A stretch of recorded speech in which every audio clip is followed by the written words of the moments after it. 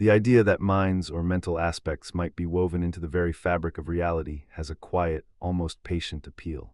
It invites us to slow down, to listen for a subtle resonance running beneath the ordinary shimmer of rocks and rivers and radios and rain. In this section, we'll explore that resonance in depth, what panpsychism is, what its closest relatives insist on, and how this family of ideas has arisen, shifted, and reappeared across centuries. We'll move carefully from ancient thoughts to modern revivals, tracing a history that is at once speculative, rigorous, and delightfully stubborn. What follows is not merely a catalog of names and dates, but a lived conversation about whether mind or proto-mentality is a fundamental feature of the cosmos, and what that claim would imply for science, for ethics, and for how we understand ourselves. Panpsychism, experientialism, cosmopsychism, precise definitions, and a shared intuition. To begin, let us name three closely related positions, each with its own emphasis, and then sketch how they fit together under a single umbrella of inquiry.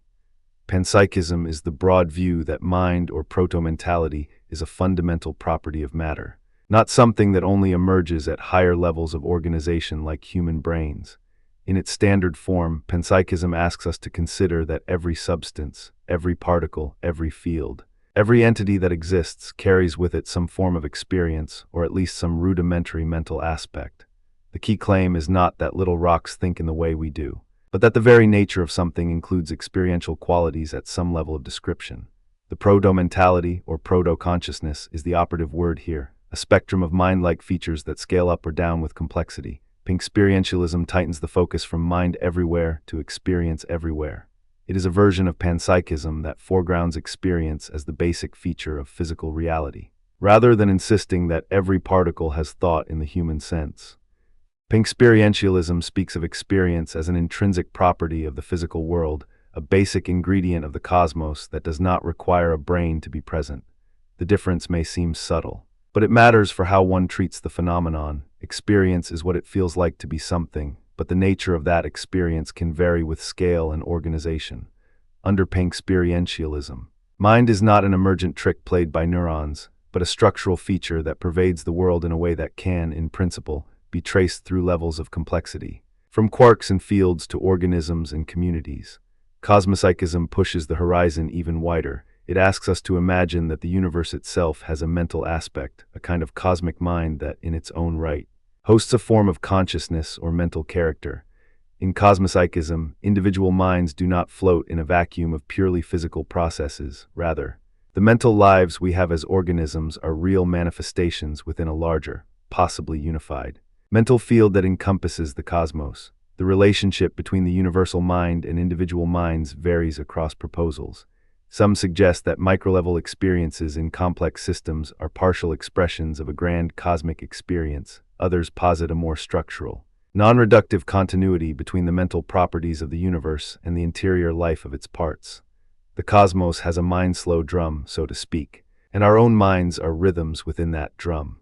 If you want a more down-to-earth way to map these ideas onto familiar terms, you can imagine a spectrum. At one end sits a strict form of panpsychism. Everything has some form of mind, no matter how simple. At another point on the spectrum sits experientialism. Experience is a basic feature of matter, but not every little piece of matter has a rich inner life. At the far end lies cosmopsychism. The universe as a whole has a mental dimension, and individual consciousness arises within that larger field.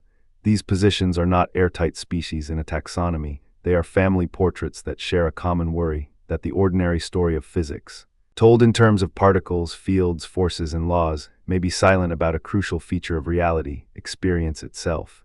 Before we move deeper, let me offer a few crisp definitions in the language of method and aim, so you hear the stakes with as much care as possible. Panpsychism, the view that mind or proto-mentality is a fundamental property of all substances. It claims that mental features are not something that magically appear out of nowhere at higher levels of organization. Rather, mental features are already present in some form. At the most basic levels of reality, our ordinary sense of a mental life is thus an elaboration of something that is already there in the texture of matter. Experientialism, the claim that experience, sensation, feeling, or proto-consciousness is a basic feature of physical reality. It stops short of saying that rocks have beliefs or desires. It says that experience is a feature woven into the fabric of the physical world. The language deliberately leaves room for a range of degrees and kinds of experiential character, some micro-experiences that are indisputably not like our human experience, but something more primitive and less contentful. Panpsychism, the thesis that the universe as a whole has a mind or mental aspect, and that individual minds are in part governed by or contiguous with that larger mental order. Think of a cosmic-scale life that includes the very act of being a cosmos as an experiential moment, with local consciousness as a dependent or derivative expression of that larger mind. With those definitions standing, we can now map the historical terrain, how this idea moves from ancient speculation to modern debate, and how it travels through variants that respond to the same stubborn puzzles from different angles. Historical arc, from Anaxagoras to Whitehead, through Spinoza, Leibniz, James.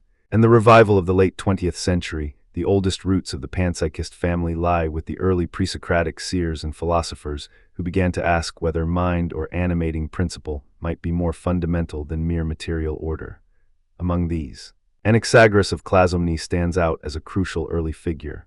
He is often credited with introducing the idea of a cosmic organizing principle, a nous or mind, that orders the cosmos. The stories about Anaxagoras are partly legendary, partly historical, and they carry a certain moral weight for contemporary thinkers. The historical record tells us that Anaxagoras proposed that in the beginning there was an initial mixture, and out of that mixture nous, an intelligent orderer, set in order the cosmos. The sense is not that the world is a machine with a hidden gearbox, but that intelligible rationality governs the arrangement of all things, a common, widely circulated line, often paraphrased rather than quoted in crisp, verbatim form, frames the Anaxagorean move like this. There is a mind, a nous, that sees and orders the entire cosmos, bringing into separation and arrangement what were previously blended. The intuition here is simple and powerful. If matter alone could explain spatial organization and regularity, why does the cosmos follow a pattern that seems guided by something like intelligence? Anaxagoras's nous gives us a seed for the idea that mental features could be built into the very architecture of reality rather than appearing only as emergent properties in brains. The second major shift comes with Spinoza, a figure who for many readers becomes the hinge between classical rationalist metaphysics and contemporary monist or panpsychist imaginations. Spinoza's God or nature, as the famous slogan puts it, is the single underlying substance with an infinite array of attributes, among which thought and extension are the two most familiar to us. In the Ethics, Spinoza writes that God is the cause of all things and is infinite, eternal, but his famous formulation is not only about cause or infinity, it is the claim that mind and matter are two expressions of the same one substance. In that sense, Spinoza offers a kind of proto-panpsychist intuition. A single reality can house both thought and extension within its nature, and there is a necessary and intimate parallelism between thought and the physical world. The day Spinoza is often credited as a precursor to panpsychist thinking is not merely because he suggests mental and physical are two sides of the same coin, but because his monism invites us to dissolve the hard boundary between subjectivity and objectivity that still haunts much of later science. A few generations later, Gottfried Wilhelm Leibniz would take up and codify a form of internal mental life within the fabric of reality that would thrill and trouble philosophers for centuries to come. Leibniz's world is a republic of monads, simple substances that form the building blocks of reality. Each monad is a miniature, windowless looking glass of the entire universe, reflecting the cosmos from its own unique perspective. The famous line about monads is that they are windowless, yet they are living mirrors of the universe. They contain perceptions and appetites, states of striving and feeling, inside a private, non-interacting sphere. The cooperative order of the universe, Leibniz suggests, arises not from direct physical interactions between monads, but from the divine orchestration of a pre-established harmony. The result is a world in which the interior life of each thing is real, albeit radically private, and the unity of the whole is guaranteed by God's plan rather than by mechanical contact. If we carry the thread forward to the early modern period, we encounter William James and the emergence of a distinctly modern interest in mind that refuses to be neatly shrugged off by physiology. James's pragmatic and pluralistic approach, his radical empiricism, and his insistence that experience must be central to any account of reality have a natural kinship with panpsychist sensibilities. James is not writing a manual of metaphysical panpsychism, but his insistence that experience is not something added on top of the physical world, but a constitutive feature of it. opens space for later thinkers to argue that mental life may be more widespread in the universe than a narrow physicalist picture would allow. Then we arrive at the 20th century and the flowering of process philosophy in the hands of Alfred North Whitehead. Whitehead's philosophy is often read as a kind of radical alternative to substance ontology. He writes about actual occasions, moments of experience that constitute the real building blocks of the world, and he contends that being is essentially a process of becoming, feeling, and prehending. In Whitehead's account, experience is not the special property of brains, it is a fundamental feature of every actual occasion. The universe is a field of interrelated experiences, a web of feeling that is not reducible to static objects plus external forces. If panpsychism is interpreted through Whitehead's lens, the default assumption becomes, the cosmos is a living, evolving organism-like process, where mind-like features are woven into the very texture of reality at every scale. In the late 20th and early 21st centuries, panpsychism experiences a revival that is both philosophical and, for some, surprisingly empirical in spirit. Contemporary thinkers such as David Chalmers and Philip Goff argue for a form of panpsychism anchored in the hard problem of consciousness, the challenge of explaining why and how physical processes give rise to subjective experience. Chalmers, for his part, raises the possibility that consciousness might be a fundamental feature of the world, akin to space, time, and mass. Goff emphasizes that if we take experience seriously as a basic feature of reality, we may need to revise some of our assumptions about physicalism and about the place of mind in nature. The revival is not a single doctrine, but a family of arguments that reframe the question: if physical explanations do not exhaust the mystery of consciousness, might the mystery instead be woven into the substrate itself? Cross-reference and dialogue across ideas and traditions. A useful way to see the map is to place panpsychism in dialogue with other big families of thought.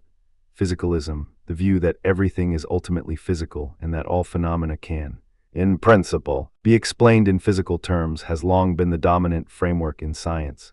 Panpsychism challenges a core ingredient of physicalism, the jump from physical structure to subjective experience. If experience is intrinsic to matter, perhaps the bridge from the physical and the mental does not require a separate, emergent leap. Dualism, the idea that mind and body are two different kinds of stuff, sits uneasily with both common sense and many scientific commitments.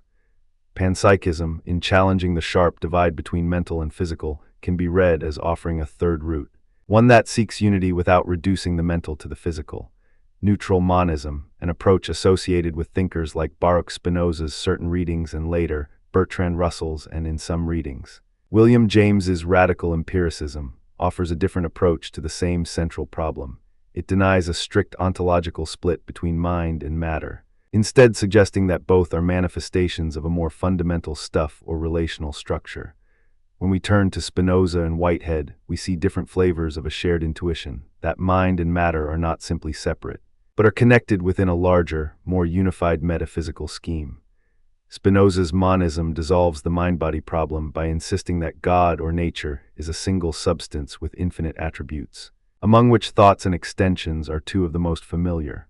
The alignment to panpsychist themes is subtle but real. If there is one substance that expresses itself in various ways, it is natural to wonder whether those expressions include mental life at various degrees of richness.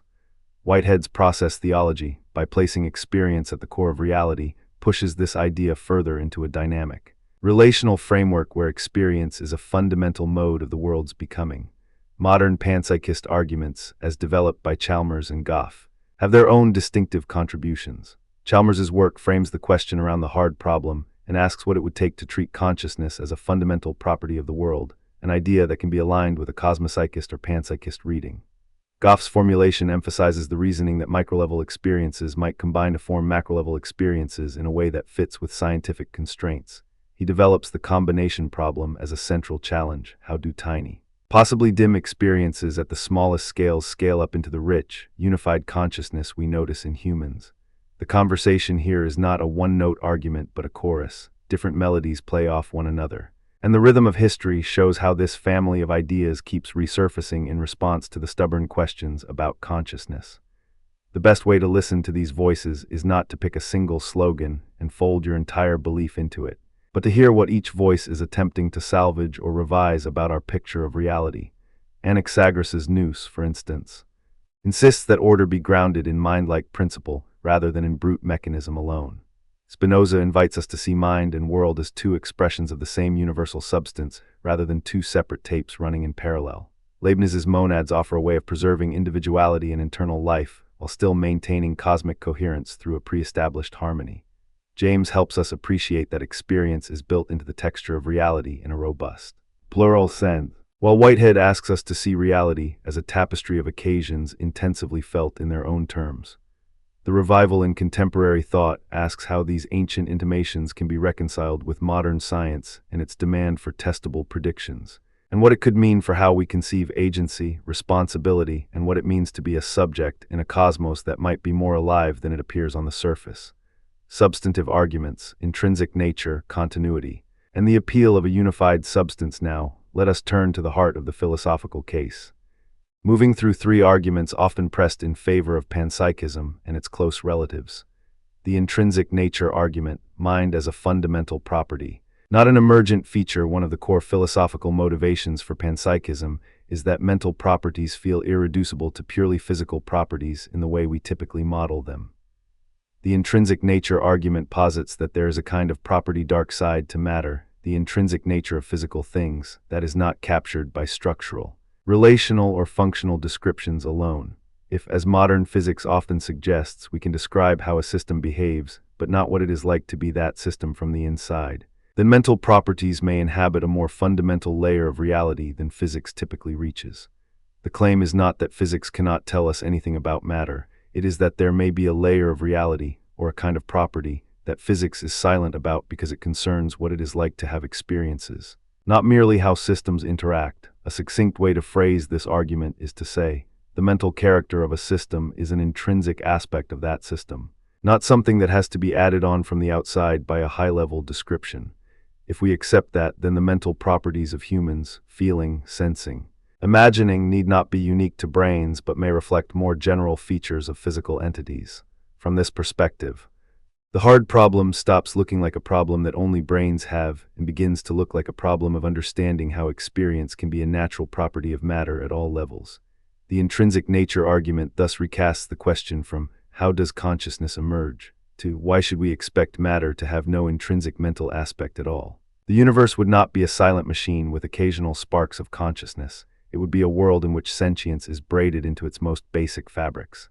The continuity argument, mental features across scales, a closely related line of reasoning, is the continuity argument. Here the idea is not that the universe suddenly flares into consciousness with humans in the middle, but that mental features show up across scales in a continuous spectrum.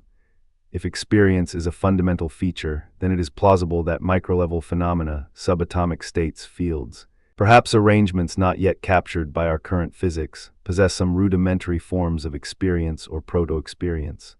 As organization becomes more complex, these primitive experiences may combine and differentiate, producing richer, more explicit forms of consciousness in higher life forms.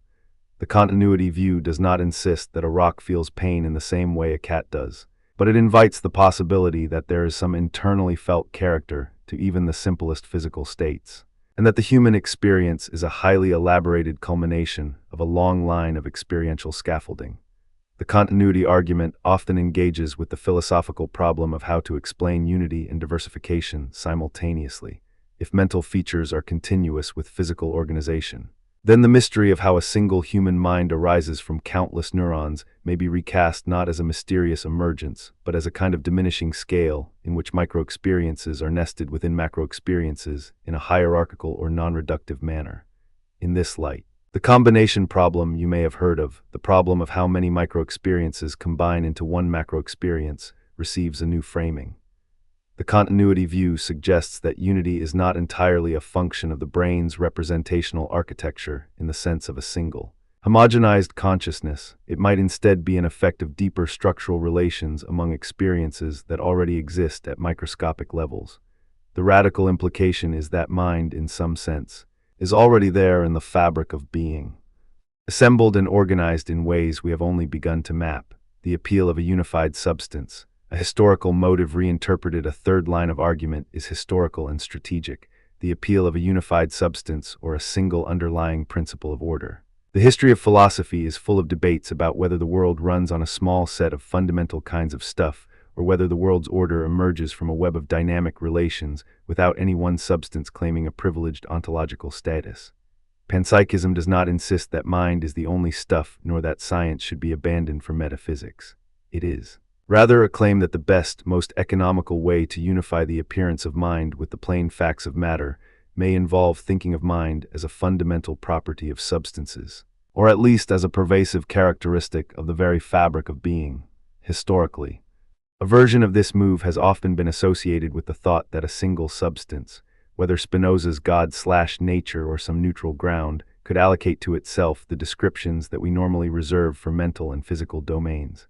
The idea of a unified substance, under different guises, helps to overcome two traditional problems, the mind-body problem and the problem of causal closure in physics. If mind is a fundamental feature of substances, then mental and physical descriptions may be two faces of the same underlying reality, not two separate currencies. If mind is not emergent but intrinsic, then the world's order may be explained without appealing to a mysterious external intervention at late stages of evolution. The unity motive thus offers a way to reframe the big questions, rather than simply adding a new layer of complexity to an already complicated scientific story.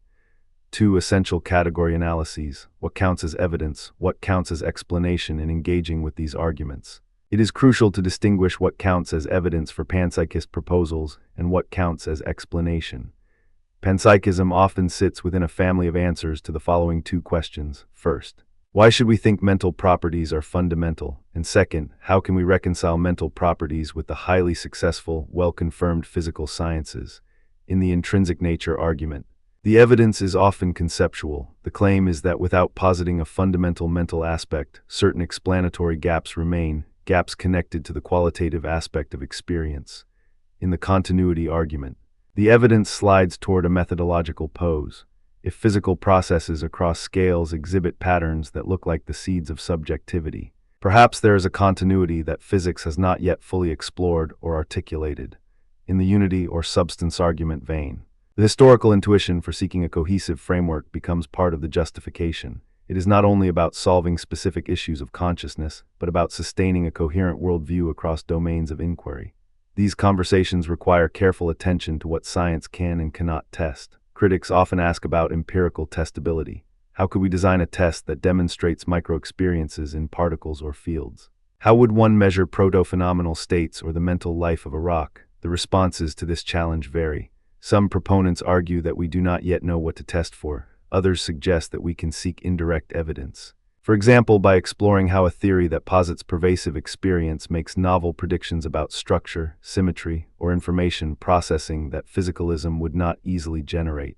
Critics, meanwhile, caution against stretching terms like experience or consciousness beyond their legitimate scope, warning that such overextension risks turning a scientific theory into a metaphysical umbrella under which almost any feature could be claimed to be mental. The cross-thread of historical anecdotes, two windows into the debates to feel the texture of this history. It helps to listen to two short anecdotes that illuminate why these questions mattered in their own times and why they continue to matter today. First, the Anaxagoras anecdote. Anaxagoras arrived in Athens with a bold claim about the cosmos. There is a nous that orders the world, bringing harmony to a previously mixed-up jumble. The claim was both seductive and dangerous. After all, if the cosmos runs by a rational mind, then there is a standard of intelligibility at work that might threaten the prestige of traditional mythic causation. The moral imagination of Athens, hungry for rational explanation after natural phenomena like eclipses, was stirred, yet Anaxagoras' position provoked political and religious unease. He faced charges of impiety, and his ideas were tied to a broader shift toward rationalist explanations that challenged established religious authority. The anecdote ends with a cautionary note about the politics of philosophy. When you propose that mind guides the cosmos, you step into a complex space where faith, power, and inquiry intersect. The tale alive today, though reframed, asks a similar question. Might there be a fundamental intention to the cosmos that science, bound by methodological naturalism, finds difficult to accommodate? The reverberation is still audible in contemporary debates about cosmopsychism and the status of mind in the universe. Second, Leibniz's web of monads. Leibniz imagines the universe as a palace of many monads, each a living mirror of the entire universe but utterly windowless and immune to direct causal interaction with other monads. The wonder of this image is that it preserves individuality and internal life while insisting on a grand coherence that is not achieved through mechanism, but through reason and divine orchestration. The monads never physically touch, instead. They reflect a pre-established harmony arranged by God. The anecdote here is not a dramatic courtroom scene but a laboratory of thought. How can a world that looks like it is filled with causal interactions, two billiard balls collide? The sun wakes the day, nevertheless be organized by an order that does not require direct influence across synchronized centers of perception.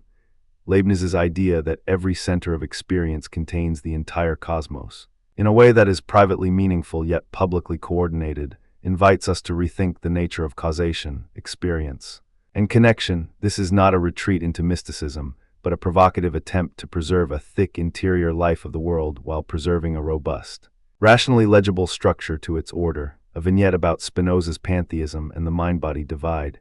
Spinoza's work became a lightning rod precisely because it refuses to treat mind and body as independent substances. The Jewish community of Amsterdam exiled him for his controversial views, and his ideas circulated with a mix of sympathy, fear, and fierce critique. His famous equation, Deus sive natura, signals not merely a slippage between God and nature but a radical redescription. The same substance expresses itself in infinite attributes, among which thought and extension are distinguished, but not ultimately separate. The pantheistic mood of Spinoza's system challenges traditional mind-body dualisms and invites a kind of metaphysical humility. If the whole of reality is a single, living, self-sufficient reality, then the boundary lines between mind and matter become thinner and more porous. For later panpsychists, Spinoza's monism is a powerful historical occasion to think about mind as a structural feature of reality rather than an accident of human evolution. Cross-references to other ideas, how panpsychism dialogues with physicalism, dualism and neutral monism to anchor the section in the broader philosophical landscape. We must note how panpsychism intersects with other big families of thought.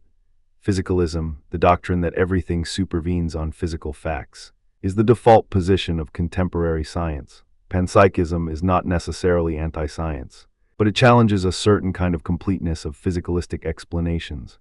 It asks for metaphysical humility. Perhaps there are aspects of reality, like experience, that physics, for all its successes, does not fully capture if we insist on a strict separation between the mental and the physical.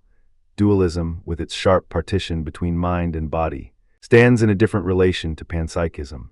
Panpsychism can be seen as an attempt to preserve a sense of mind's continuity with the physical world without insisting on two separate kinds of stuff. It offers a middle path between the scythe-like cut of dualism and the monistic tenderness of some forms of physicalism, the neutral monism of James, and the more systematic monism of Spinoza, provide a parentage that panpsychists often claim as kin. The way Whitehead's process-relational account reframes reality as a field of experiential events further deepens the kinship. If reality is a network of processes and experiences, then mind-like features might be a natural, inescapable feature of those processes. Connections to contemporary panpsychist arguments are important here. David Chalmers's articulation of the hard problem and his openness to panpsychism as a viable naturalistic approach to consciousness has changed the conversation, inviting philosophers and scientists alike to consider whether a fundamental experiential aspect might be a feature of physics that physics has yet to articulate. Philip Goff's work has helped bring the question into a more accessible, policy-relevant frame. If experience is pervasive, what does that mean for our ethics toward non-human animals, toward nature, and toward the very way we conceive rights and welfare? Cross-referencing these contemporary voices with Spinoza's monism, Whitehead's process philosophy, and Leibniz's monads helps illuminate a lineage that is both old and newly urgent. Real-world applications and modern interpretations. Why this matters beyond the classroom, it would be a mistake to think that such metaphysical debates exist solely for philosophers' notebooks or for the sake of a high-precision vocabulary. Panpsychism and its variants ripple outward into how we think about science, ethics, and everyday life. In science and philosophy of mind, one practical implication concerns the interpretation of the hard problem. If mind is a fundamental property, the aim of science shifts in its own subtle, often neglected way. We no longer presuppose a seamless, complete narrative where physical explanations suffice for all phenomena.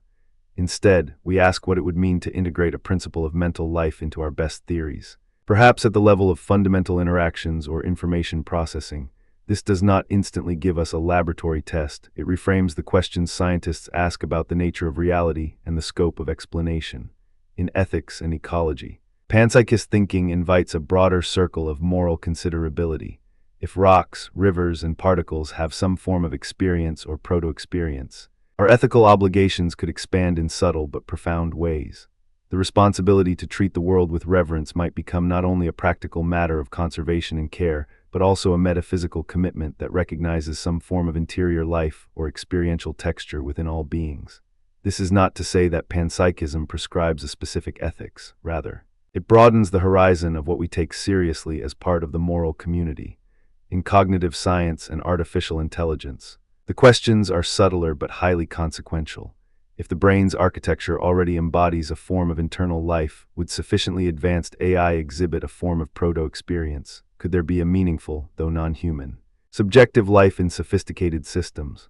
The answers are not settled, but the questions are now part of serious interdisciplinary inquiry, inviting conversations across philosophy of mind, neuroscience, computer science, and ethics. In cosmology and physics, panpsychism invites a re-examination of how we interpret the cosmos as a whole.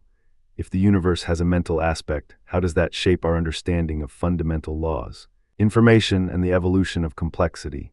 It invites a kind of philosophical humility about the scale and scope of explanation, reminding us that the most elegant theories do not always tell the whole story about what it feels like to be a thing in the universe. Analogies, examples, and the living language of intuition to keep the discussion alive in the imagination. Let us offer a few concrete images and narrative prompts that have long supported panpsychist thinking without pretending they settle the matter.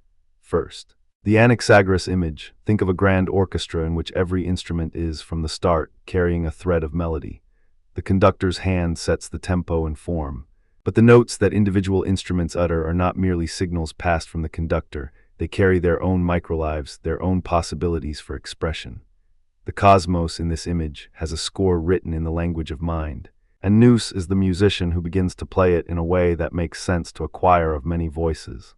Second, Leibniz's monads as living mirrors invites a different kind of visualization. Imagine every point of the cosmos as a tiny, self-contained kaleidoscope. Each kaleidoscope shows a different configuration of the universe, a unique reflection that cannot interact with the others in the outward sense, but that nonetheless harmonizes with the rest because of a divine synchrony. The world seems to be a vast gallery of private experiences, each one uniquely colored, yet all coordinated in a grand and intelligible pattern that reveals itself on closer inspection. Third, Whitehead's actual occasions invite us into a processual panorama. Picture reality as a swarm of moments that feel themselves as they come into being, each moment touching and absorbing past experiences while projecting itself into the future. The world is not a chain of rigid events but a flowing field of becoming. Where feeling is the currency of existence and prehension is the act by which a thing takes in and makes sense of the world around it. The analogy of a river can be helpful here. The water is never the same from moment to moment. Yet the river remains recognizable as a continuous entity because of the patterns of flow coating the surface and the depths. Fourth, Spinoza's pantheism can be imagined as a single, radiant substance that expresses itself as countless shapes and forms. If you think of a prism refracting white light, you see a spectrum of colors, each expressing the same underlying principle, the light itself, yet each with its own phenomenology. The world is not many substances bound by gluey causes, but a single substance with many attributes, of which thought and extension are two explicit expressions. The pantheistic mood invites us to see minds and bodies not as distant strangers, but as intimate expressions of one living, ordered whole, past, present, and future, real-world implications, questions, and tensions as we prepare to move toward the close of this section and turn the attention to next steps. It is worth naming some of the practical tensions that accompany panpsychist thinking. The path is not free of potholes, and the road ahead has sharp bends. Question of testability remains a live issue. Critics will say that without clear empirical tests, panpsychism might drift toward vagueness or metaphysical comfort rather than scientific progress. Proponents respond by reframing the research agenda. If the problem is not easily testable yet, perhaps the right move is to widen the theoretical space, propose plausible mechanisms by which micro-experiential properties could scale up, and then look for indirect signatures in the structure of information, the architecture of cognition, or the behavior of complex systems. the combination problem continues to haunt the discussion. The central challenge is simple in form but devilish in detail. How do countless tiny experiences fuse into a single, unified human experience? The problem is not merely about aggregation. It concerns the semantics of unity, the phenomenology of consciousness, and the metaphysics of identity. The better we understand this puzzle, the more precise our language must become about levels, scales, and the nature of binding across different orders of physical organization. The risk of overextension is real. Critics worry about mental predicates being inappropriately projected onto inanimate matter. If we say that a rock has experience, what kind of experience do we mean? Is this a metaphor or a literal claim about phenomenology? The defense often offered is that the terms experience and mentality are used in a careful, tiered way. We speak of primitive, non-contentful experiences in the most basic substrates and reserve richer, contentful experiences for the networks of more complex organization. The risk here is to be precise enough to avoid anthropomorphism, while generous enough to preserve the plausibility of gradual ascent in mental life. Contemporary voices and a next bridge to Section 2, we began this exploration with the idea that panpsychism is a family of views, and the family grows in conversations across people, times, and disciplines. Contemporary philosophers bring new angles while standing on old shoulders. David Chalmers reminds us that consciousness is a formidable problem for physical theories, and he suggests that a fundamental property view might offer a way through the impasse. Philip Goff emphasizes the ethical and existential stakes of admitting that mind-like features could be widespread, inviting a rethinking of how we relate to the non-human world and to nature more generally. The revival is not a retreat to superstition or speculation. It is a renewed invitation to consider the possibility that the cosmos is not merely a machine, but a living field in which mind-like features are part of the ground of being. As we approach the end of this section, let us keep in view the bridge to Section 2, a careful historical arc that leads to a precise explanation of terms, followed by a careful examination of the motivations behind the modern revival.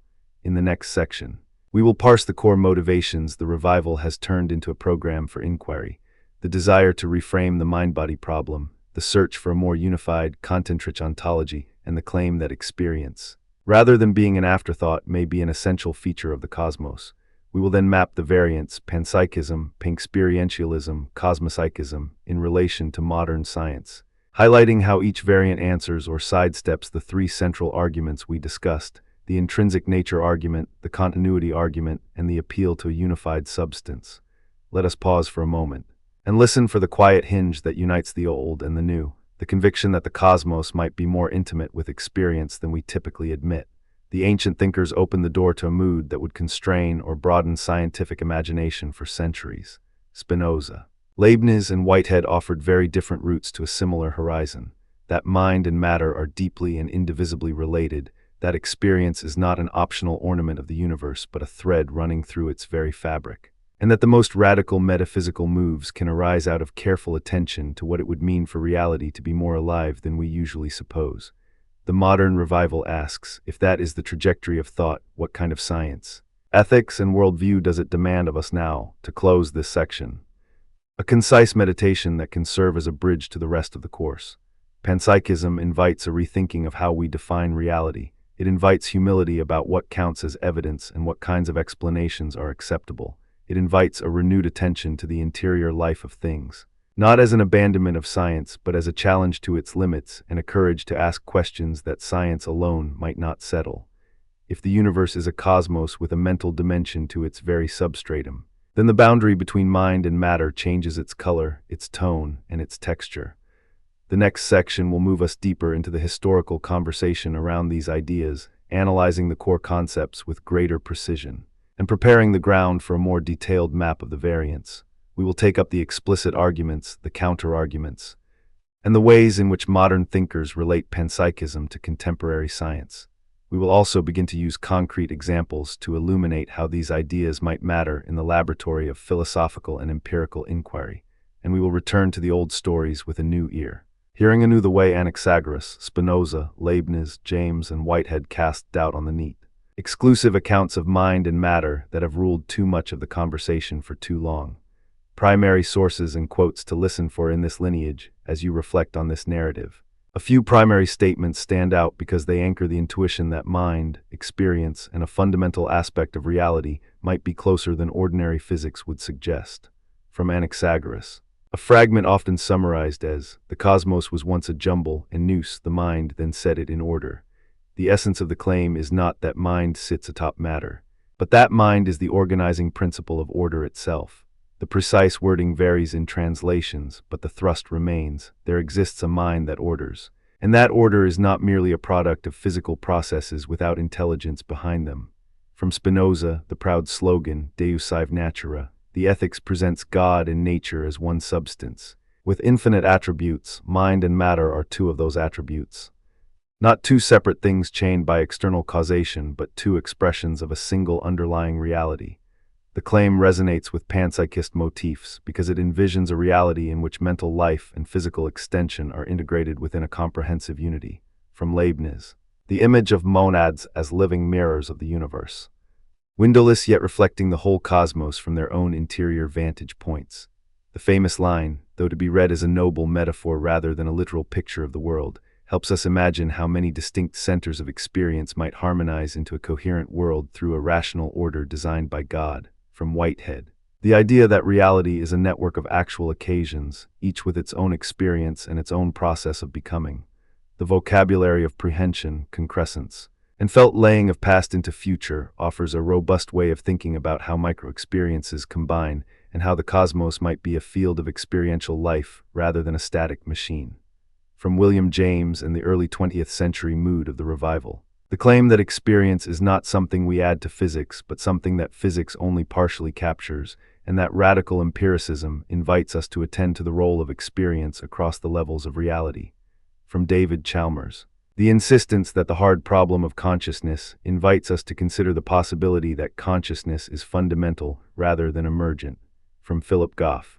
The argument that the revival of panpsychism is not a rejection of science, but a re-illumination of what a robust science of mind might look like when it does not pretend that experience is an optional add-on. With these anchors and a sense of the arc, we can move toward Section 2 with a clear sense of where the discussion began, what it worries about, and how it evolves as thinkers across times and disciplines rejoin the conversation. This is a section about history, but it is also a conversation about how to think responsibly about the most intimate aspect of reality, what it would be like to be a universe, and what it would be like to be a person within that universe. If we can hold these questions gently and clearly, we will be well prepared for the more technical and argumentative work of the next section, where we lay out the precise accounts, their strengths, and their vulnerabilities in a more granular, debated form. If you were listening for the quiet undercurrent of modern philosophy, you might hear it in the question of why there is anything at all that seems to have a mind, or at least why matter itself would feel like something from the inside. Section 2 invites you to walk into the contemporary case for panpsychism, to sit with the strongest arguments, to hear the voices of the leading proponents, and to weigh them against the fiercest counterarguments. It is not a claim that mind is everywhere in the sense of every particle with a brain, a nervous system, and thoughts like ours. It is a claim that mind-like features, what we might call proto-experiential properties, are at least a candidate intrinsic nature of the physical, and that this feature could scale up in some compatible way to the full-blown consciousness we experience in beings like us. The contemporary debate is a conversation that refuses to collapse into a single quick answer. It is a conversation about the texture of reality itself, about the way things might be minded, and the extent to which our science of the external world may be missing a crucial, perhaps indispensable dimension. To begin, a sense of origins helps. The contemporary panpsychist revival does not arrive from a vacuum. It rides a long wave of thinking that has periodically insisted that mind or mind-like properties cannot be simply extruded from matter as if they were a late-stage epiphenomenon.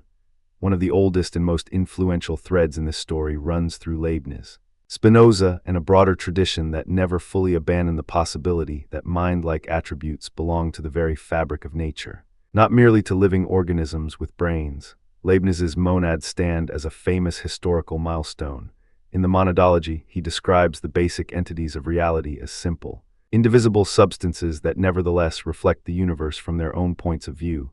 The monads are windowless, and their inner states encode a vast panorama that, in some sense, makes the universe legible from each inside perspective. The phrase itself, windowless monads, has become a shorthand for a powerful intuition, the fabric of reality could be infused with internal life that is not reducible to mechanical interactions alone. If minds or mind-like experiences are hidden at the micro-level, then the leap to scales that harbor full consciousness might be less of a leap than it seems. From Leibniz onward, the historical thread often braided mind with substance, with the suggestion that to understand matter properly, we must attend to its experiential character, even if only in a faint form. In the 19th and early 20th centuries, this thread recurred in various guises. Some thinkers resisted it, others found it congenial, or at least provocative. The revival of panpsychist thought in contemporary philosophy is not a novelty merely for its own sake. It is a response to a stubbornly hard problem, the problem of why and how consciousness seems to attach to certain physical states in the first place. That problem has a name that is simultaneously precise and unsettling in philosophy of mind: the hard problem. David Chalmers has famously identified this term with the central mystery of experience. Why does any physical process give rise to subjective experience at all? The very phrase signals a challenge to a pure, reductive physicalism that would explain qualitative experience as a byproduct of, or an overlay on, purely causal physical interactions.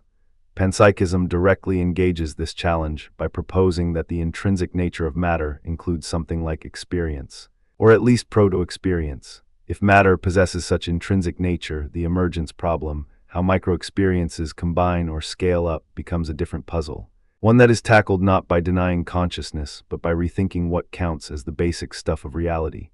Among the contemporary thinkers who have pressed this line with greatest clarity is Philip Goff.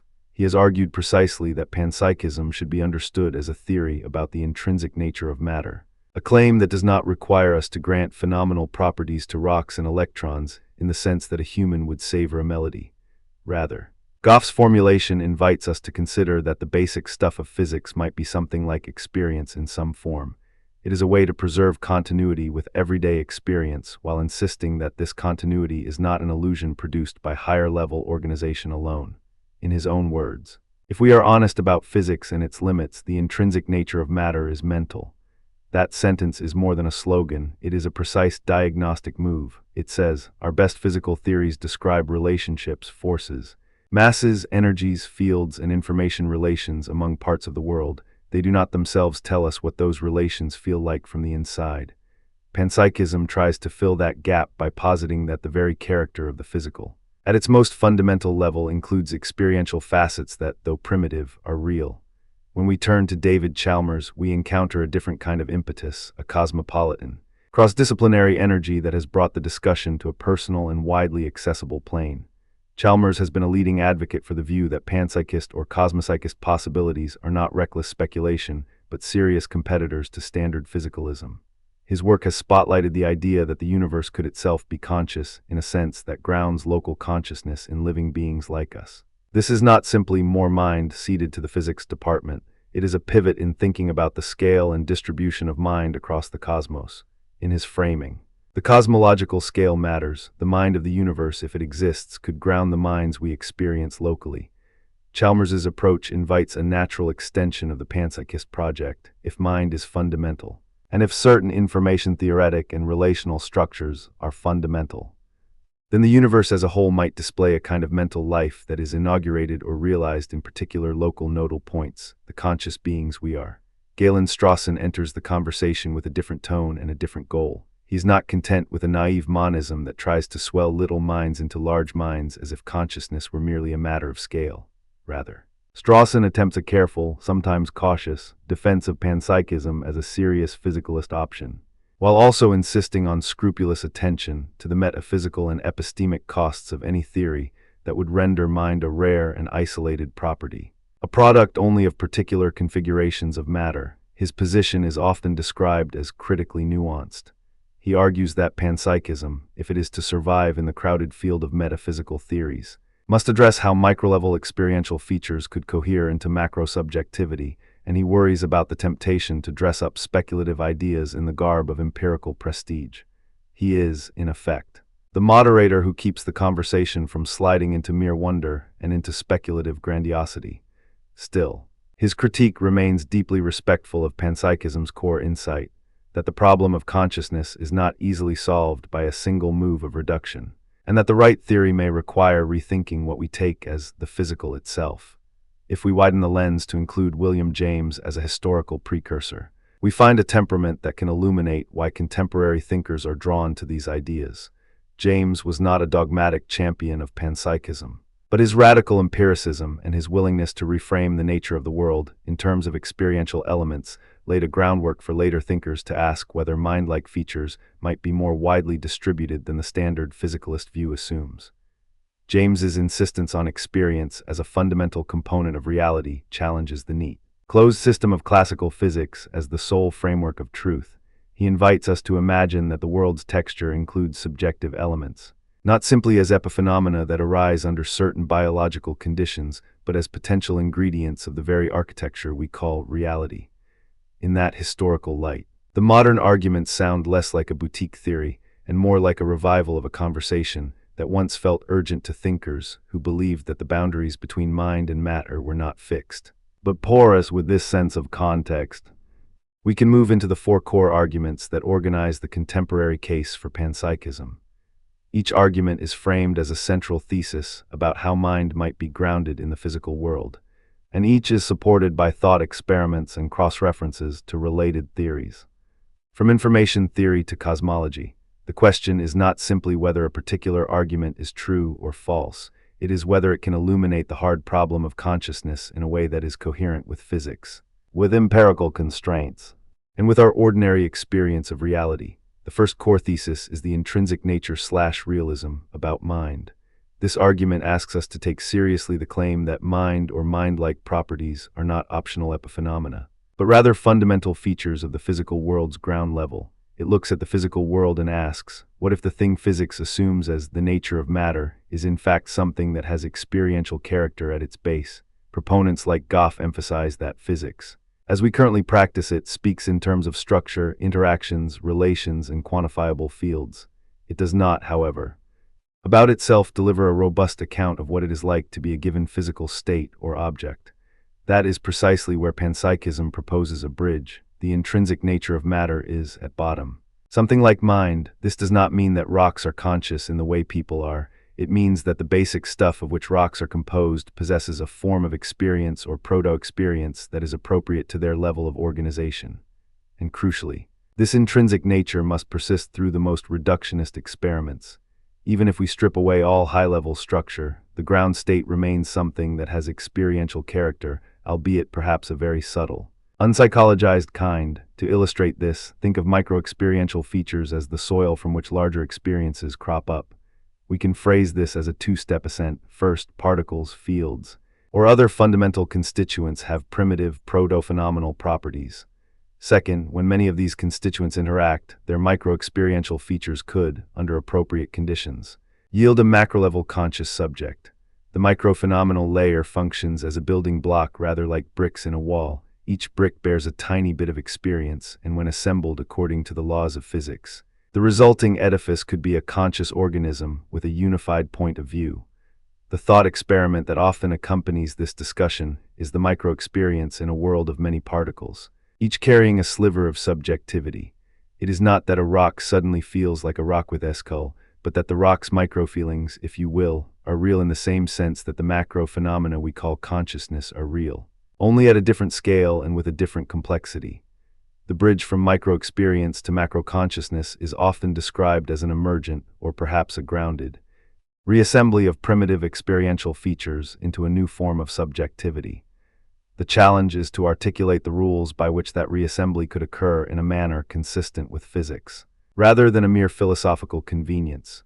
In this argument, a robust cross-reference is to cosmological considerations. If the intrinsic nature of matter is mental, then properties like information, relations, and causal structure take on a new hue. In the realm of physics, relations and information are often treated as fundamental. They are not mere byproducts of substances interacting, but part of the scaffolding that holds the universe together. Panpsychism thus has a natural ally in theories that treat information as a basic commodity, with causal structure and relational relata as the backbone of physical reality. The argument then becomes not a rebellion against physics, but a reinterpretation of what physics presupposes about the ground of being.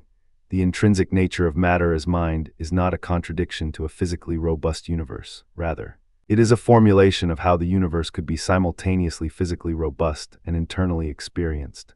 If information, correlations, and relational structure are fundamental to the fabric of reality, then it is not implausible to think that these features have a qualitative, experiential character at the microlevel that, when organized into larger systems, produce sophisticated consciousness. The second core thesis is that microphenomenal properties can be the building blocks for macroconsciousness. This argument pushes deeper into a structural question. If a little experience exists at the lowest scale, how exactly do we get a big experience at a higher scale? The intuition is not that there is a leap in a magical instant, but that the interplay of many tiny experiential features, organized by the laws of physics and by the architecture of information processing systems, can give rise to a unified center of consciousness. The thought experiments here are designed to evoke a sense of plausibility rather than to offer a complete recipe for physical implementation. One classic example is to imagine a world where every particle carries a tiny feeling that is appropriate to its nature, a primitive sense of what it is like to exist. As these particles interact through known physical laws, certain configurations would reinforce certain features of experience, such as unity, continuity, and subjectness. The more complex the network of interactions, the richer the macro experience could become. A rock made of countless particles with minute subjective features would thus have a form of experience, albeit a very diffuse, highly distributed one. A brain with its vast architecture of neurons, synapses, and dynamic patterns of information flow would realize a macroscopic consciousness with a singular point of view that can coordinate many specialized subsystems. This is not to claim that every micro-experience must perfectly combine into a single, human-like experience. The proposal is more modest and precise. Microphenomenal properties exist, and under the right structural conditions, their combination could yield a coherent subjectivity. This thread is not merely an abstract claim. It engages with contemporary theories of information and consciousness. For example, some thinkers draw connections to information integration theories that attempt to quantify consciousness through the degree to which information is integrated across a system. In principle, if micro-experiential features are present at the micro-level, their integration across a broad network can be seen as a scaffold for macro-experience. The analogy is frequently used to evoke a bridge from a mosaic of tiny, individual experiences to a coordinated, global experience. The metaphor helps, but it also invites critique. How do we define the rules of combination for experience across a network? If there are many possible ways to combine micro-experiences, which one yields a mind rather than a mere aggregation? The panpsychist reply is that the correct combination rules would be intrinsic to the actual physical structure of reality, not arbitrary. The very dynamics by which particles influence one another could be enough to commit micro-experiential features to a fixed pattern of interaction that tracks a unified subject, rather than a scattered ensemble. The challenge, of course, is to make this precise in a way that meets the standards of empirical test and theoretical coherence. It is here that the conversation with information theory becomes a strategic ally. If we can align the micro-level experiential features with the information processing architecture that physics allows, then we might be able to articulate a defensible account of how macro-consciousness emerges without resorting to mysticism or heavy-handed metaphysics. The third core thesis centers on the coherence of panpsychism with physical theories that treat information and relations as fundamental. This is a remarkably felicitous convergence. The physical sciences already treat information as a crucial player. Think of the way thermodynamics, statistical mechanics, and quantum theory handle information, entanglement, and correlation. The same ideas can be reframed in a way that makes panpsychism feel less like a dodge and more like a natural extension of contemporary physics. If physical reality is constituted by informational relations and causal structures that bind parts of the universe into a coherent system, then the intrinsic nature of matter could be something like experiential content that is realized in a way commensurate with those informational structures. In other words, information and relativity of relations can be the scaffolding that supports a richer metaphysical picture. The philosophy of information, codes, and computation offers a language for describing how localized micro-level experiences could be tied to large-scale experiences without requiring a literal mind in every particle. The challenge is to avoid an overabundance of baggage, to ensure that information does not itself become a euphemism for unknown physics, and to demonstrate that an experiential quality can be integrated into the formal structure that physics provides without collapsing into mere metaphor. a particular version of this argument, often tied to the idea of cosmopsychism, suggests that the universe as a whole may be the primary locus of mind, with local consciousnesses being partial instantiations of a more universal mental field. This is not the same as saying the cosmos has a personhood like ours.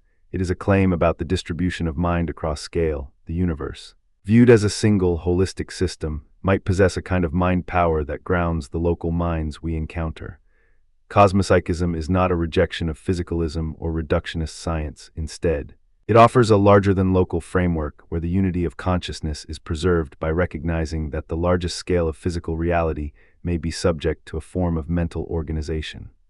The idea resonates with certain strands of neutral monism and process philosophy, which emphasize relations, processes, and the primacy of events over substances as the building blocks of reality. In this sense, cosmopsychism is a scalable alternative to the view that minds arise solely through intramindful atoms with their own tiny, private experiences. If the universe as a whole is a mind, or at least has a mind-like nature that grounds local experience, then the problem of how separate micro-experiences unify could be reframed as a problem of how a global mental structure organizes itself across cosmic timescales. To make these abstract points more tangible, there are several thought experiments that philosophers often discuss. One is the micro-experience scenario. Imagine every particle or fundamental carrier of physical state carries with it a primitive experiential component. When the particles interact, their experiential components interact in ways dictated by physical law. The question we then ask is not whether rock-like entities experience something, but what form that experience takes and how it could be coherent with the governing laws. In the lab, this becomes a way to frame a testable question, that is, what sorts of physical interactions would preserve a notion of experience at the micro-level, and how would those experiences scale up when many particles interactions occur in high-organization environments? The second thought experiment, proto-conscious atoms in a rock, pushes the intuition further. If a rock's constituents each carry a micro-experience, does the rock itself possess a unified, albeit primitive, sense of experience? And if so, what is the ontology of this experience? Is it a diffuse background property, a crude, low-bandwidth sense, or something more structured? The argument here is not to claim that rocks experience in the way humans do, but to defend the intelligibility of micro-experiential properties as genuine constituents of reality. A third thought experiment draws on ideas from information theory and integrated information. IIT, or integrated information theory, has become a touchstone for linking information integration to conscious experience in contemporary discussions. The thought is not to claim that panpsychism and IIT are the same thing, but to propose that information integration could serve as an empirical bridge to the micro-experiential properties posited by panpsychism. If certain systems exhibit high degrees of integrated information, then perhaps those systems are the natural homes of macro-consciousness, and if micro-experiential properties are present at the fundamental level, then the authors of panpsychism might be on to something about the conditions under which consciousness could arise.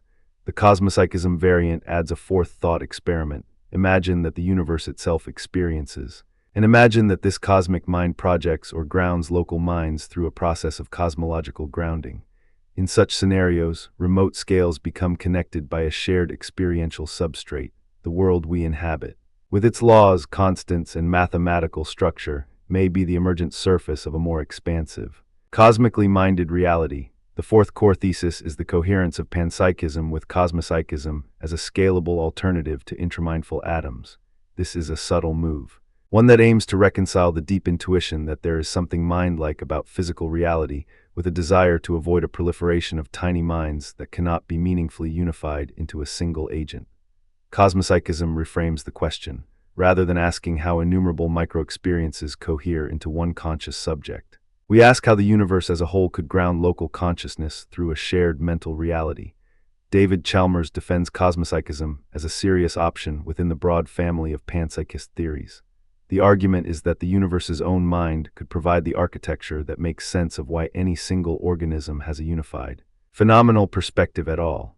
If the cosmos is mind-like in some robust sense, then the local, individual minds we experience could be understood as the world's own cognitive system, realized in particular organisms through emergent organization.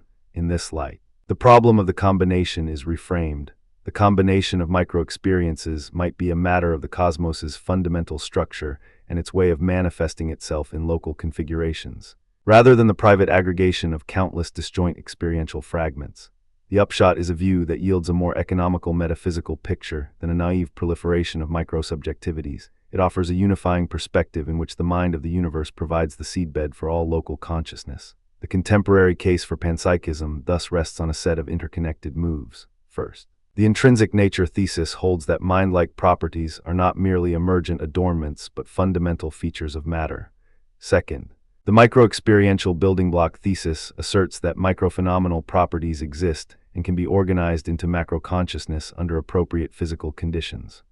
Third, the information relations thesis shows how a world in which relations and information are fundamental parallels the commitments of physics while leaving room for experiential content to be the ground of reality.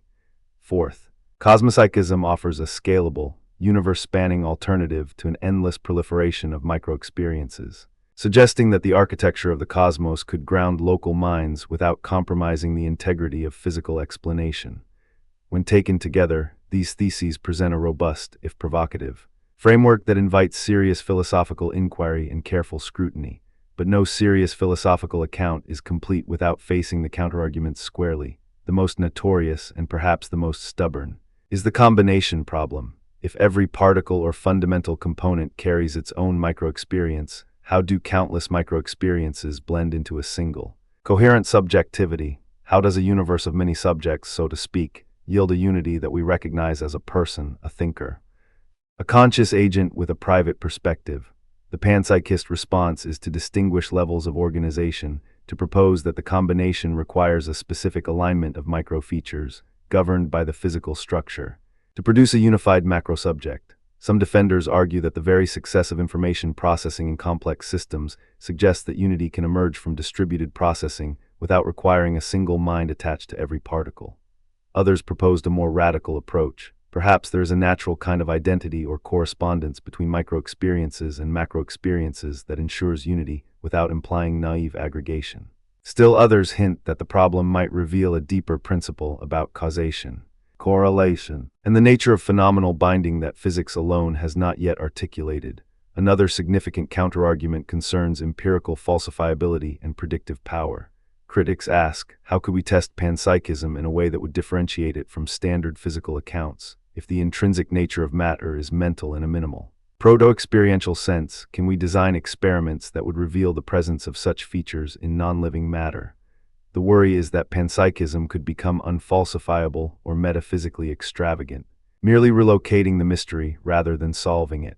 A related line of critique questions predictive power. How can a theory that asserts mind-like features at a fundamental level account for observed differences among materials and systems, especially when many physical theories are highly successful without invoking any mental substratum?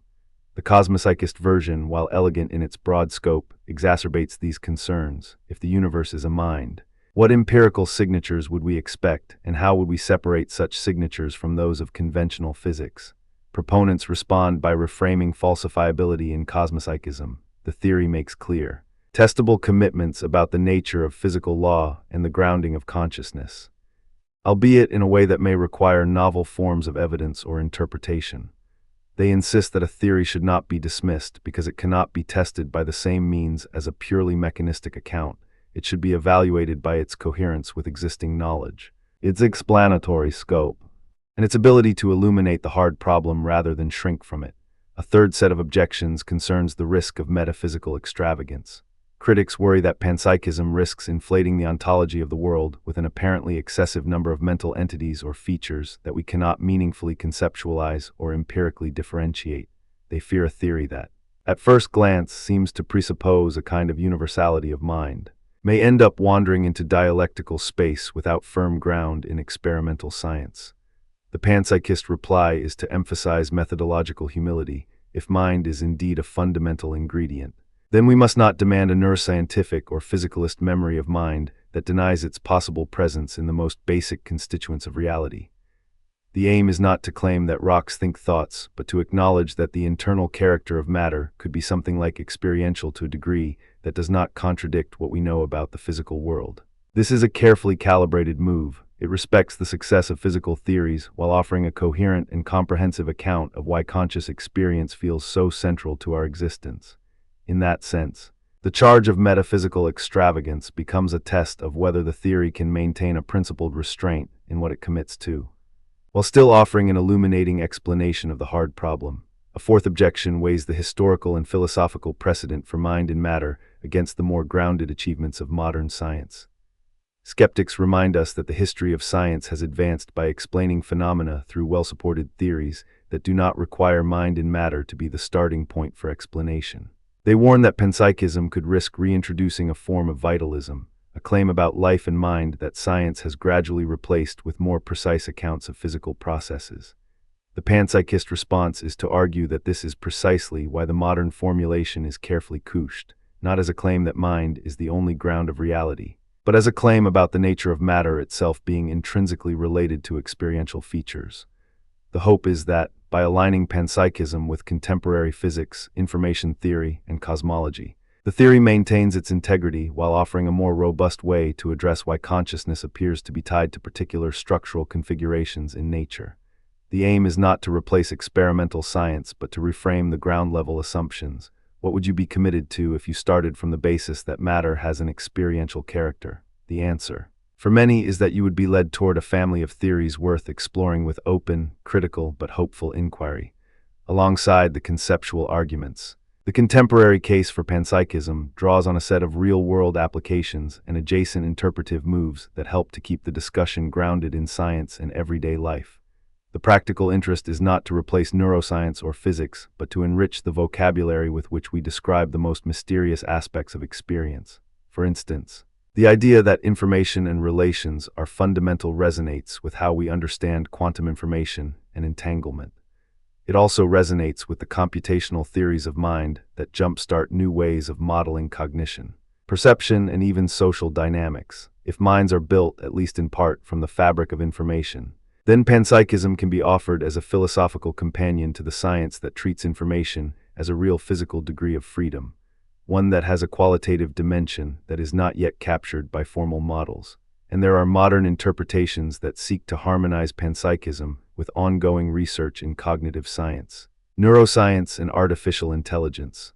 The hope is that a robust account of micro-experiential properties could inform new lines of inquiry in cognitive architecture, perhaps suggesting that the very architecture of computation has a deeper, experiential counterpart in the way information is integrated.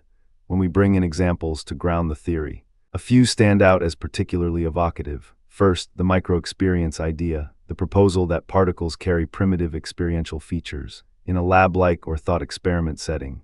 One might imagine an expanding network of interactions where these microphenomenal features become increasingly complex as they join forces, until a form of macro-experience, the rudiments of consciousness, emerges. The second example is the proto-conscious atoms in a rock scenario. Imagine a rock whose particles are each endowed with a minimal experiential quality. When this rock engages with the environment in a steady, patterned way, might there be a sense in which the rock has a very faint, distributed experience? The question is not to claim that the rock enjoys awareness or sensation.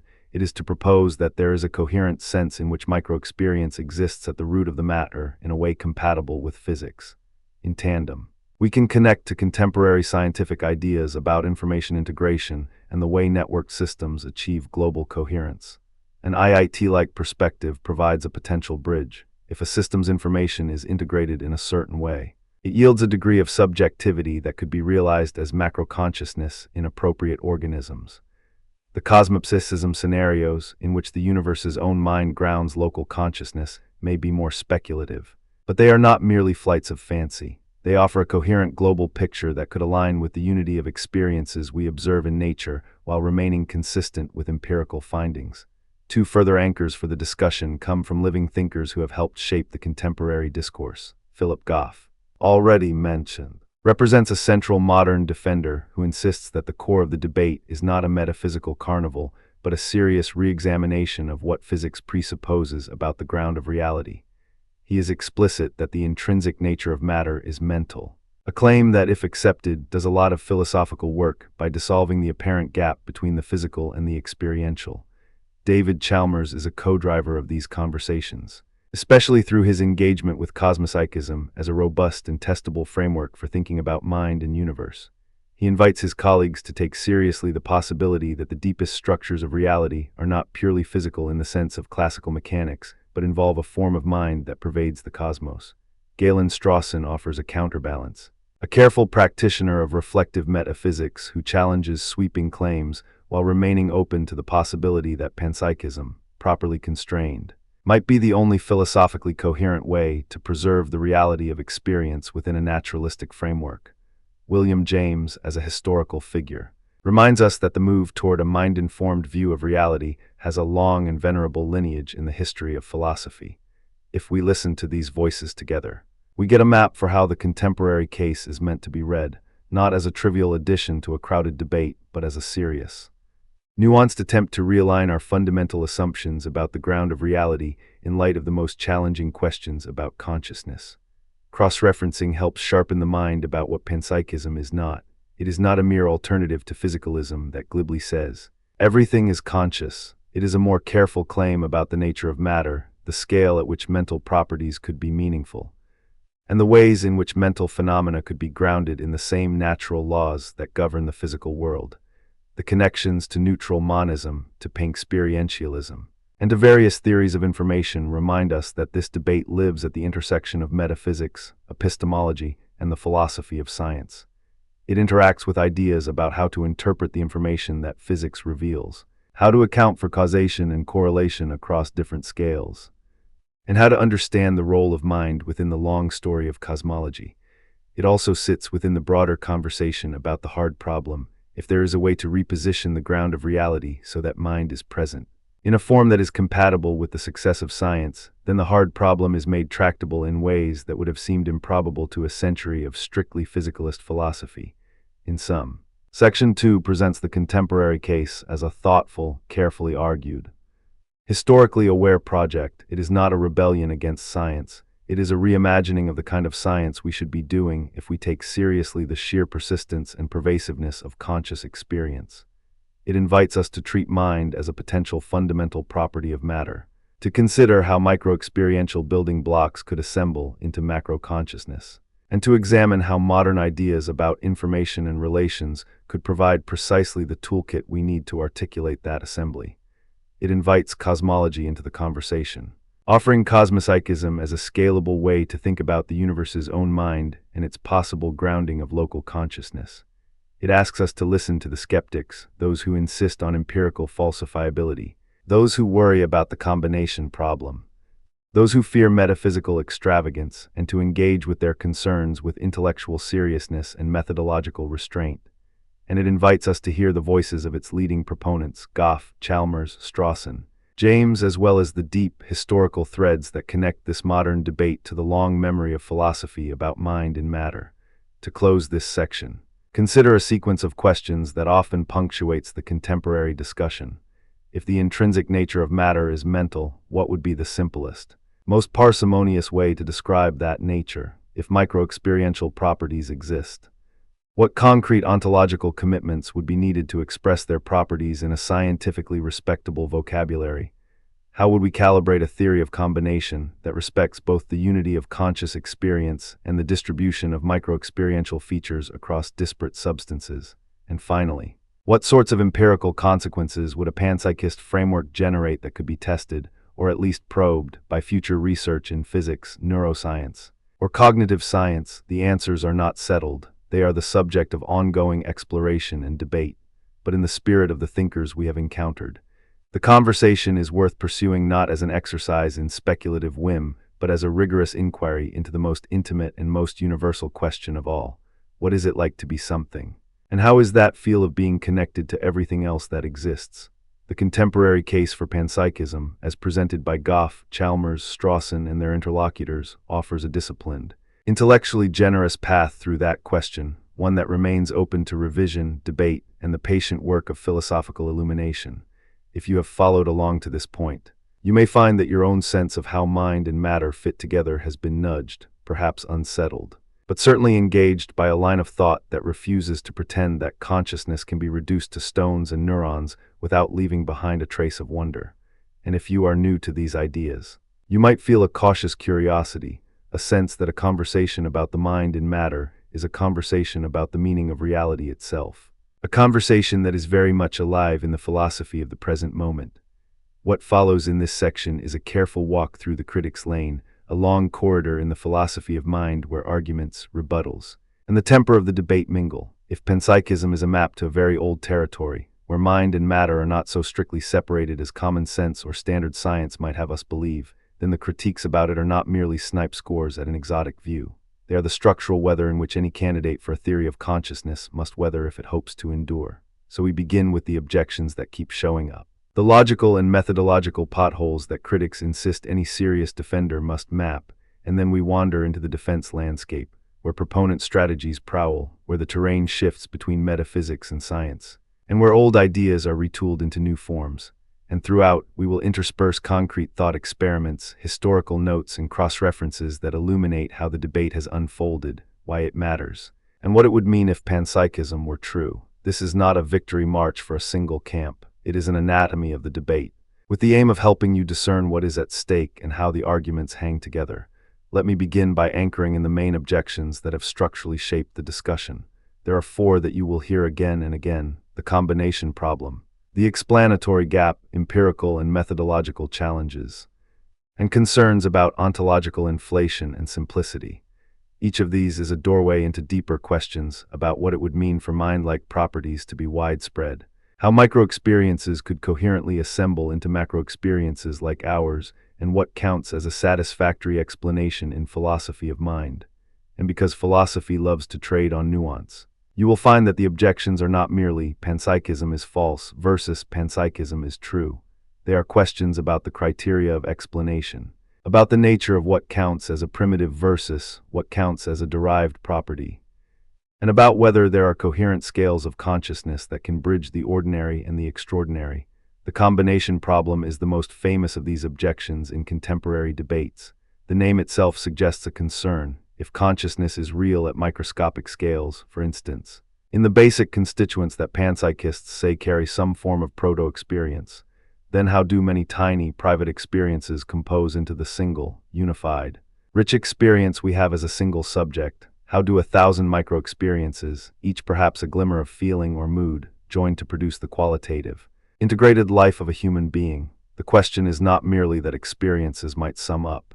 It is that there is something about our subjectivity that seems to demand integration, unity, and gradation in complex ways. And many critics worry that the panpsychist account does not give us a clear and systematic account of how micro-experiences fuse into macro-experience without losing their distinctness or multiplying into a mindless mosaic.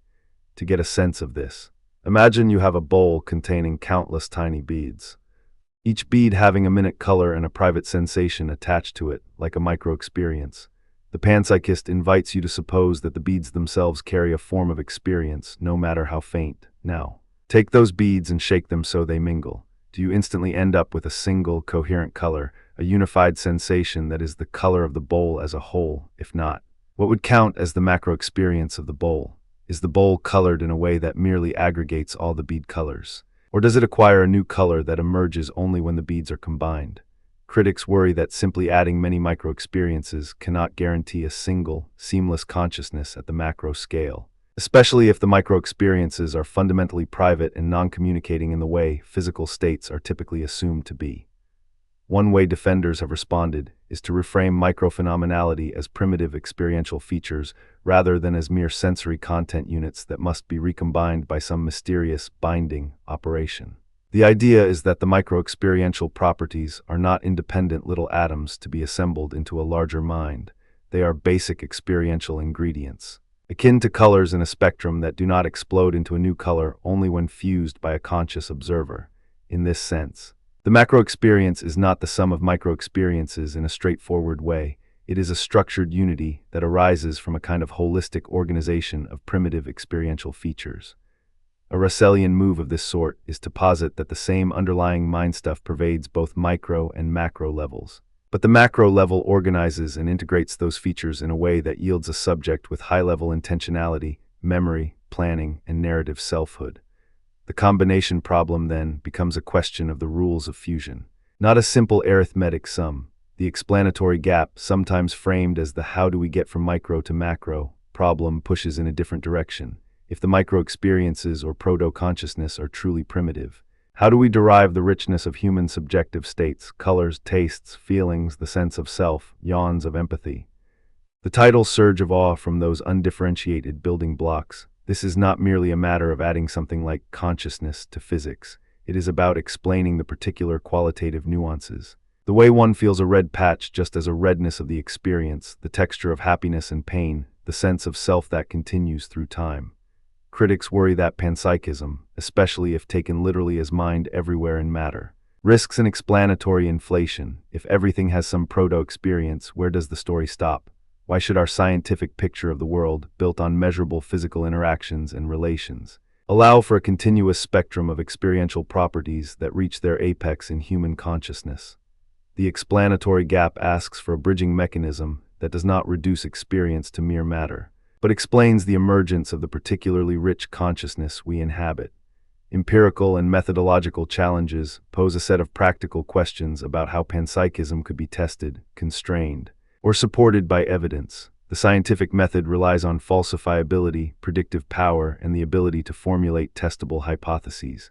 Panpsychism, at least in its broad forms, often seems to resist straightforward empirical tests. If all matter has some form of experience, then what would count as evidence for or against that claim? How would scientists detect proto-experiences in dust grains, or in electrons, or in quarks? Critics worry that panpsychism risks being a metaphysical overlay that cannot be its own methodological constraint in the way physical theories must be. Some worry about predictive power. If panpsychism is true, does it yield any empirical predictions that differ from physicalism, and if not, can it count as a scientific explanation at all?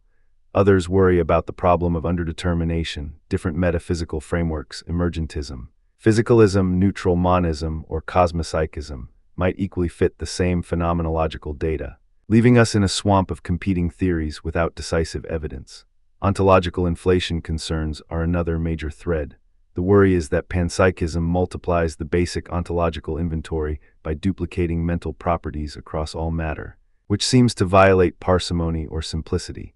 If every particle carries a form of mental feature, does that produce an unwieldy and bloated ontology? Is it not a form of mind inflation? A term sometimes used to describe the intuitive sense that the world would become too mental, too subjective, too purposive. If we attribute mind-like properties to the entire fabric of reality, this line of critique presses on questions of economy in theory building. Should a theory of the mind pull back to a leaner ontology? Or is it legitimate to postulate a more crowded fundamental inventory if it helps to solve the hard problems of consciousness? The debate about simplicity here is not a mere stylistic quarrel. It bears on how we understand fundamentality, what counts as a fundamental property, and how to reckon the deep structure of the universe. Now, who are the characters moving through these objections, and what positions do they defend or contest? In this section, I will take you through a spectrum of voices. We begin with critics who push for caution, who challenge the panpsychist program from multiple angles. Galen Strawson is perhaps the most prominent of these, a critic who is not simply dismissive but nuanced, who wants to salvage something valuable in the intuition behind panpsychism while pointing out serious conceptual and methodological problems. A modern story about Strawson is not one of a single verdict but of a persistent, critical engagement that highlights the internal tensions of panpsychist theories. Strawson has been clear that there are forms of panpsychism that seem to him to fail the tests of explanatory economy or to drift into a naive inflation of the mental, and he has pressed defenders to show how their proposals avoid these pitfalls. Against this, you have contemporary philosophers who challenge panpsychism's claims from within the same tradition. They may remain committed to some version of physicalism or emergentism, but they push back against the way many panpsychists reframe micro-experience as primitive, or they raise worries about the epistemic status of proto-conscious properties. They probe whether the proposed accounts can truly deliver on the promise of a single, coherent story about consciousness that is both philosophically tidy and scientifically disciplined. They also often raise the discomforting thought that the apparent unity of experience in a subject might be better explained by alternative theories in which attention, integration, and complexity arise in the brain's networks without recourse to any panpsychist assumption. On the other side, there are defenders who propose amendments. And here the landscape widens. One family of proposals is Russellian panpsychism, which retools the so-called mind-stuff idea in a way that preserves a form of panpsychist ontology while trying to keep the empirical and theoretical costs manageable. Russellian panpsychism runs with the historical suggestion that there is a neutral, fundamental stuff that can manifest themselves as mental and physical properties depending on the organization. In this frame, the distinction between mind and matter becomes a difference of modes of expression rather than a hard dichotomy. The other major family is cosmopsychism, which broadens the ground of subjectivity to the cosmos. The core idea is that consciousness is a property of the universe as a whole, and the local conscious states we experience are reflections or partial manifestations of this larger field of experience. The cosmopsychist move attempts to ground macro experience in a more encompassing, perhaps unitary, framework. Both Russellian panpsychism and cosmopsychism are attempts to salvage the intuitive appeal of panpsychism while reworking its metaphysical commitments to avoid some of the classic criticisms. To navigate the terrain clearly, let us stage a set of cross-cutting arguments and responses so you can see not just what each side says, but how the landscape responds to the most stubborn obstacles. The four primary objections are not simply obstacles, they are testable questions about what would count as a successful theory of consciousness. The combination problem pushes on the mechanics of unity. The explanatory gap pushes on the content and structure of what counts as an explanation. The empirical and methodological challenges push on the status of panpsychism as a scientific hypothesis. The ontological inflation concerns push on the economy of belief and the principle of parsimony. Now, the responses to these challenges come in several forms. Among proponents, you will hear a cluster of strategies that aim to preserve the core intuition while addressing objections. One approach redefines micro-experience as a primitive feature that does not require a straightforward additive fusion at the macro scale. Instead, it posits a structural unity among micro-feelings, so that macro-consciousness emerges from a coherent pattern rather than a mere summation. A second approach emphasizes a graded spectrum of experience. The idea is that micro-experiences are indeed real. Some particles display highly refined forms of experiential content, while others display rudimentary forms. The macro experiences are higher-order results of complicated arrangements. Much like an orchestra creates music from individual notes, a third line argues that the problem is not so much about the micro into macro transition as about the notion of boundaries. If we abandon strict boundaries between micro and macro, and instead adopt a more fluid or relational taxonomy of levels of experience, the combination problem dissolves, at least in part. A fourth line asserts that there are cross-cutting pragmatic benefits to panpsychism. If conscious properties are fundamental, then certain explanatory problems in cognitive science, in quantum theory interpretations, and in the philosophy of science might acquire new traction, rendering the approach scientifically fruitful, or at least a clarifying lens for certain anomalies.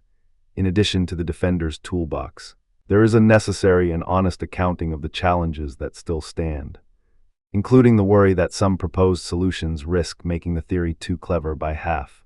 If you assert that micro-experiences are primitive experiential features, you have to explain what it means for such properties to relate to neural states, brain microsystems, or even the larger network of physical interactions that science uses to explain measurement, causation, and prediction. If you claim the macro-consciousness arises via a binding-like mechanism, you must provide a rigorously specified mathematical or physical structure for how that binding works, a mechanism that can be studied, compared, and tested. If you endorse cosmopsychism, you must address how localized conscious agents, the human beings, the animals, the scientists, fit into a cosmos that would appear to be an all-encompassing subject, and how local subjectivity can still be explained as a partial disclosure of the bigger picture. And if you pursue Russellian panpsychism, you have to show how the stuff that underlies everything becomes literally conscious, or how it can be shown to be conscious in a way that fits the data of neuroscience, cognitive psychology, and physics. Let us move through these lines with some concrete anchors, historical and contemporary, that help to ground the discussion in vivid contexts. We will look at a few episodes in the history of mind-body debates, and we will pause on a vignette about the late 20th century reception of panpsychist critiques. This will give texture to the abstract debate and illuminate the stakes. Historical anecdotes can illuminate how minds long argued about what mind is and how far it extends. Aristotle's hylomorphism, for instance, is one historical anchor in the long struggle to connect mind, form, and matter. Aristotle argued that the soul is the form of the body, the organizing principle that gives life, unity, and potential for action to a living organism. The soul, in this view, is not a separate substance from the body in the sense of a ghost in a machine. Rather, it is the organizing principle, the form that actualizes potential in a living body. The form is not reducible to mere physical processes in the sense of blind assembly. It gives shape, purpose, and identity to the biological individual. The hylomorphic framework provided a robust template for thinking about the mind-body as a unity of principle rather than a strict dichotomy between two substances. This tradition, giving form and life to matter, would later reappear in panpsychist-like attempts to recast mental properties as diverse modes of expression of underlying reality. Another thread is the long history of idealism and its opponents, especially Berkeley's famous dictum that to be is to be perceived. Berkeley's idealism, ses percipi, aimed to dissolve the gap between mind and world by insisting that what we know as physical objects are, at bottom, collections of ideas in the mind. The critique of idealism, from Aristotle through Kant and into classical empiricism, is instructive here. It shows how a certain way of placing mind at the center of reality can work to explain why conscious experience is unavoidable, while it also raises the problem of how a world that seems to persist in the absence of perception can be explained. Panpsychism, in one form, can be read as an attempt to preserve a continuity of experience in nature without surrendering the independence and causal autonomy of matter. But it must still answer precisely what kind of mindness is attached to the most inert forms of matter, such that a rock could be a bearer of proto-experience without dissolving physics into a stream of subjective states. The late 19th and early 20th centuries added a new layer with emergentism, the idea that higher levels of complexity give rise to novel properties that cannot be reduced to the properties of the parts. Emergentism was often used to argue that mind could emerge from purely physical processes, and that this emergence does not require a fundamental panpsychist assumption about micro-experiences present in all matter. Although emergentism is not panpsychism, it is part of the same family of responses to the mind-body problem. It tries to explain macro-consciousness as a higher-level phenomenon that arises from, but is not reducible to, microphysical processes. The reception of such ideas in the 20th century, especially as materialist science grew in power, created a climate in which panpsychism would later reappear as a serious contender, not simply as a throwback to pre-scientific thought, but as a radical attempt to face the hard questions about subjectivity with a new vocabulary.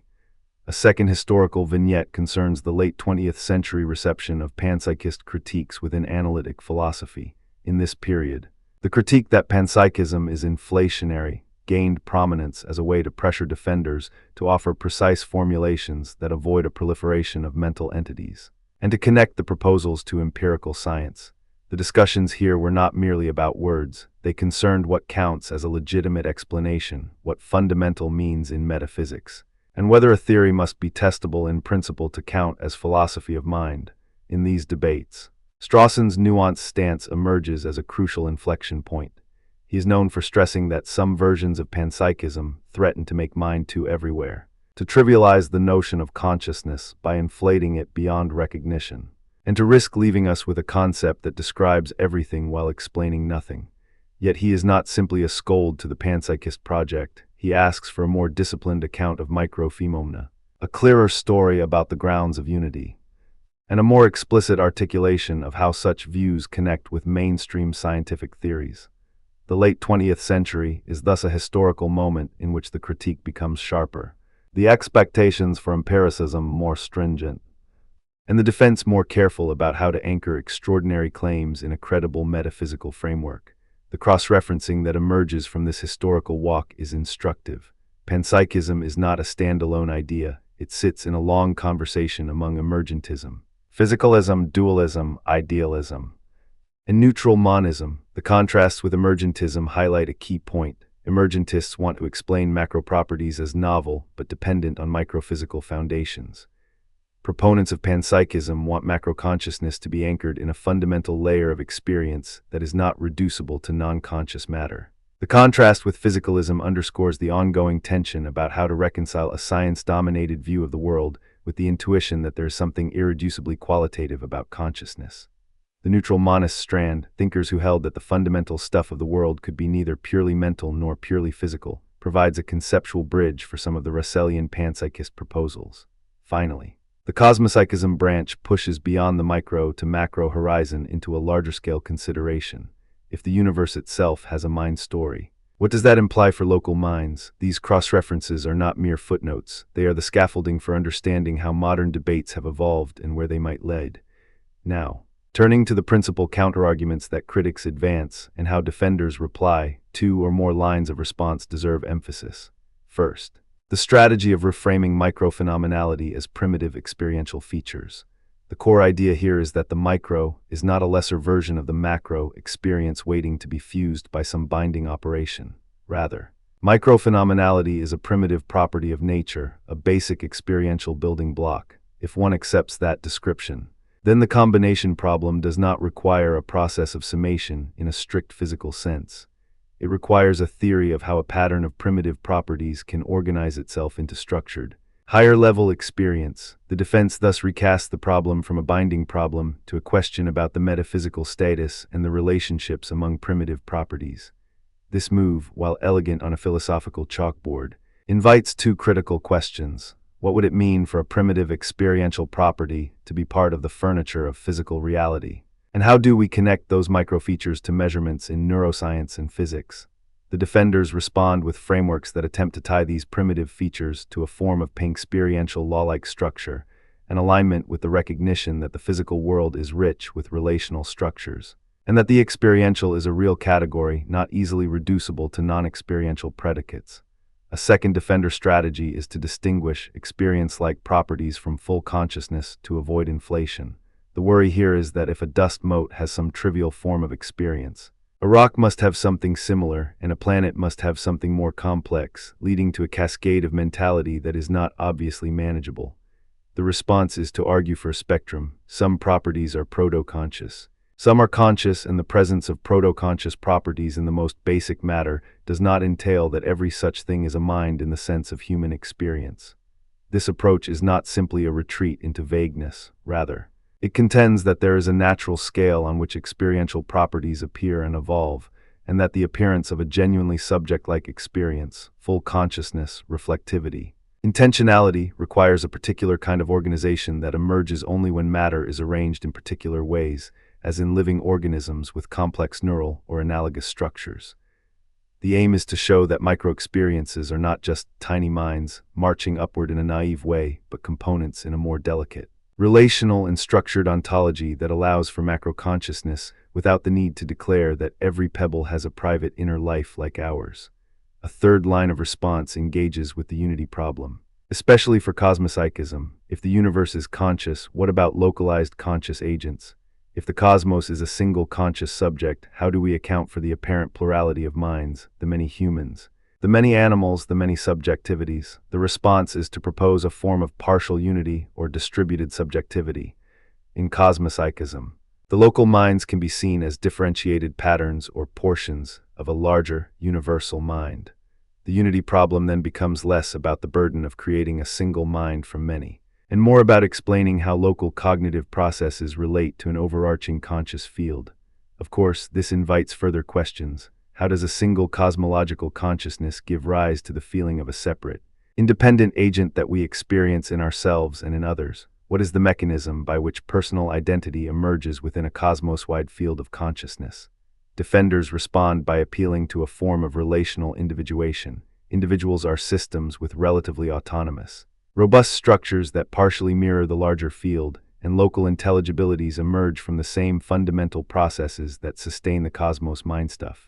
Critics, however, will demand precise accounts of how these relations work, and how we can ever discriminate the cosmopsychic hypothesis from other metaphysical stories about mind and matter. Galen Strawson's critical stance remains a touchstone in this section. He entertains the possibility that some mild form of panpsychist thinking might offer insights, but he remains suspicious of the more ambitious, wholesale versions that propose mind everywhere in matter. He challenges the idea that micro-experiences can be cleanly scaled up to macro-experience without a robust explanatory architecture. He questions the notion that proto-experiences can straightforwardly yield the variety and depth of human consciousness, without falling into the trap of claiming too much about the internal life of inanimate matter. His position is not merely a blanket dismissal, but a demand for a rigorous, testable, and parsimonious theory. in Strawson's view. Any serious panpsychist theory must deliver a plausible and explicit account of how macro-experience arises, how the unity of consciousness is achieved, and how the theory interfaces with physics and neuroscience in a way that yields empirical traction and conceptual clarity. The demand is understandably high, because if the theory cannot be anchored in a credible mechanism or a credible evidentiary program, it risks remaining an elegant but untestable metaphysical hypothesis. In the light of these critical pressures, we must attend to the concepts that underpin the debate, especially the contrasts with emergentism, physicalism, and dualism. Emergentism says yes, there is consciousness, but it arises from matter in a way that is novel and not reducible to microphysical states. It emphasizes the novelty of macro properties that cannot be predicted simply from the micro level. Physicalism holds that all facts ultimately reduce to physical facts. Consciousness is either identical to physical states or arises from them in a manner that preserves the causal closure of physics. Dualism, in its various forms, posits a genuine difference between mental and physical substance. Panpsychism sits most comfortably with alternatives like neutral monism and cosmopsychism, in the sense that it challenges the assumption that the mental and the physical are neatly separable. The cross-reference to these ideas is crucial for understanding why panpsychism remains compelling to its supporters and why it remains controversial to its critics. Here are two concrete examples to illuminate the debate, each one a kind of cross-section of the key themes. First, a detailed exploration of the combination problem with a thought experiment. Imagine a device that can assemble micro-experiential units into a macro-experiential state. The device begins with trillions of micro-experiential bits, each with a faint taste of experience. Suppose the device can arrange them so that all the micro-experiences align with one another in a pattern that yields a single, unified macro-experience, an experience with a sense of self. Memory and purpose. The question is, what is the law-like mechanism that would drive this alignment? Is it a purely physical binding mechanism, or is it a deeper principle of experience? A constraint that the micro-experiential bits must obey to yield macro-consciousness. The panpsychist can propose that the micro-features are not mere content units, but structural features with dispositions to couple, cohere, and color the macro-level experience. The binding would then be less a puzzle about how a separate mind emerges from minds, and more about how a network of primitive experiential relations configures itself to yield an integrated subject. But then, the question becomes, what is the explicit content, the formal structure, that guarantees that this configuration yields a single subject rather than a swarm of competing microsubjects? The defense must present a plausible mechanism and show how it scales and interacts with known physical processes. If the device's combinatorial rules can be mapped to something measurable in physics or neuroscience, then the combination problem might be reframed as a problem of relational organization rather than mere addition. If, however, the proposed mechanism remains vague, the objection that panpsychism collapses into an infinite regress or a pseudoscience will intensify. Second, a critique using scientific study of neural correlates of consciousness to argue for emergence rather than fundamental mind. Neuroscience has identified correlations between certain brain states and conscious experiences, while correlation is not causation. These findings have provided a powerful framework for understanding how mental states track brain activity. The challenge to panpsychism here is straightforward. If rich consciousness reliably depends on organized neural activity, then why should we embed proto-conscious properties in the most inert particles? If the ground-level properties are mental-like only to the extent that they are organized in a brain, then panpsychism looks more like a way of naturalizing the emergence of mind rather than postulating a primitive experiential substrate across all matter. Defenders respond by insisting that the presence of neural correlates does not disprove a fundamental experiential layer. It merely shows that brains are exquisitely effective instruments for shaping, determining, and expressing particular forms of macroconsciousness. The brain, in this view, may be the locus of complex organization that yields the subjective life we know. But it does not eliminate the underlying mind stuff. It merely highlights how the organization of that mind stuff can generate different conscious states through intricate causal networks. This is a subtle stance. It does not claim to falsify emergent explanations. It argues that the panpsychist ontology can be compatible with robust scientific findings about brain processes, and that the interplay between primitive experiential properties and neural organization warrants careful, open-minded investigation rather than rejection. Third, a scenario where panpsychist explanations seem to over-attribute consciousness to common matter like dust or rocks.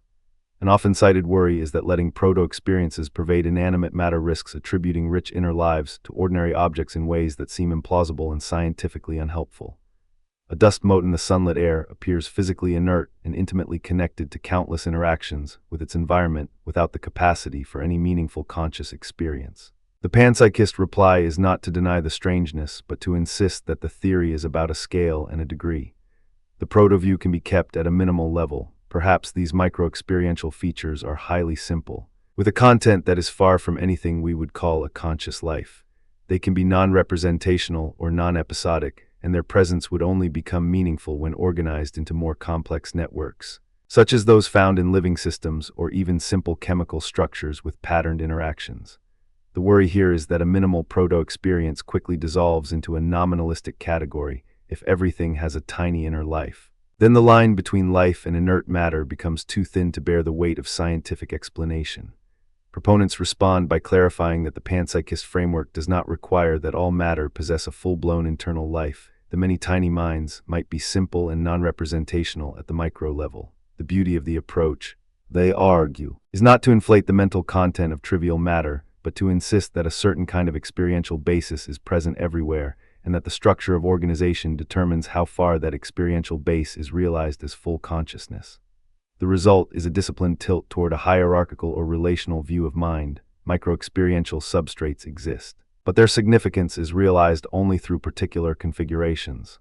In this landscape, two more counterarguments deserve attention, both of which press the boundaries of the defense. The first is the potential unity problem for cosmopsychism. If the universe is conscious as a whole, how do we interpret or preserve local autonomy? If the cosmos is a single mind, what guarantees that individual minds, ourselves, are closely connected communities, are properly individuated manifestations of that larger mind, rather than independent agents with their own separate mental life?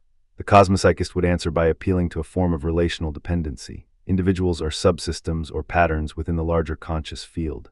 The macro-unity does not erase local discreteness. It defines a landscape on which local minds can enjoy causal contact, share information, and generate the sense of a robust, continuous personal life. But then how, precisely, is personal autonomy explained? How does learning, memory, and the sense of self persist and change in such a framework? The defender's reply must supply a credible account of how local subjectivity is realized within a cosmos-wide mind, including how local science remains meaningful and how local agents can be understood as agents with real causal powers.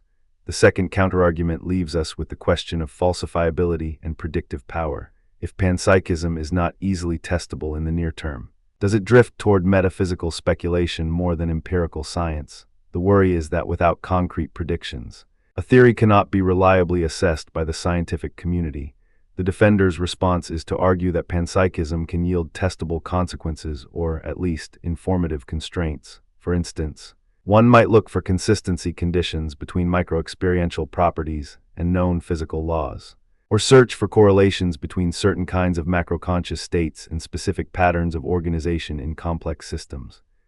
Another route is to frame panpsychism not as a direct competitor to empirical science, but as a complementary lens. It helps interpret data about consciousness where current theories struggle, or it offers an integration framework for quantum theories of mind, cognitive science, and neuroscience. The challenge, of course, is to avoid invoking science-light explanations or vague, untestable postulates. The defense, therefore, needs to present ways in which panpsychism can be scientifically engaged, whether through principled criteria of fundamentality, robust metaphysical constraints, or potential connections to go beyond the current predictive scope to a future set of empirical tests that could be devised. Throughout these discussions, it is essential to pause and reflect on the role of primary sources and the way thinkers themselves framed the questions. The challenge of offering a quote from a primary source in this context should illuminate how philosophical rhetoric has shaped the debate as much as the arguments themselves. Let me offer a few historically grounded sentences as touchstones, one from a classical source, one from a mid-century critique, and one from a contemporary defender. One might begin with Aristotle's claim that the soul is the form of the body, a formulation that casts mind as the organizing principle of life rather than as an independent substance entirely separate from physical processes. This line, which you encounter across translations, is emblematic of a hylomorphic approach: mind as form, matter as matter. Unity as teleology. It is a line that invites a panpsychist reading. The universe's stuff might bear mental tendencies or form-like characteristics that can express themselves in living organization. Yet the ancient formulation cannot be simply pasted into contemporary physics without reinterpretation. It requires translation into a modern ontology in which form can be understood as a systemic pattern or a relational property, not just as something that gives shape to an inanimate matter. From Berkeley, we can take the compact observation that to be is to be perceived. Berkeley's point here is a radical claim about perception and the coherence of reality, in a way. It foreshadows the question that panpsychists must confront. What is the status of objectivity if experience is fundamental to all matter? The panpsychist might read Berkeley as offering a cautionary note. The mind-world link is not something we can sidestep by insisting on a clean separation. Rather, the mind-world spectrum is a continuum that invites us to think differently about the status of perception, experience, and physical properties.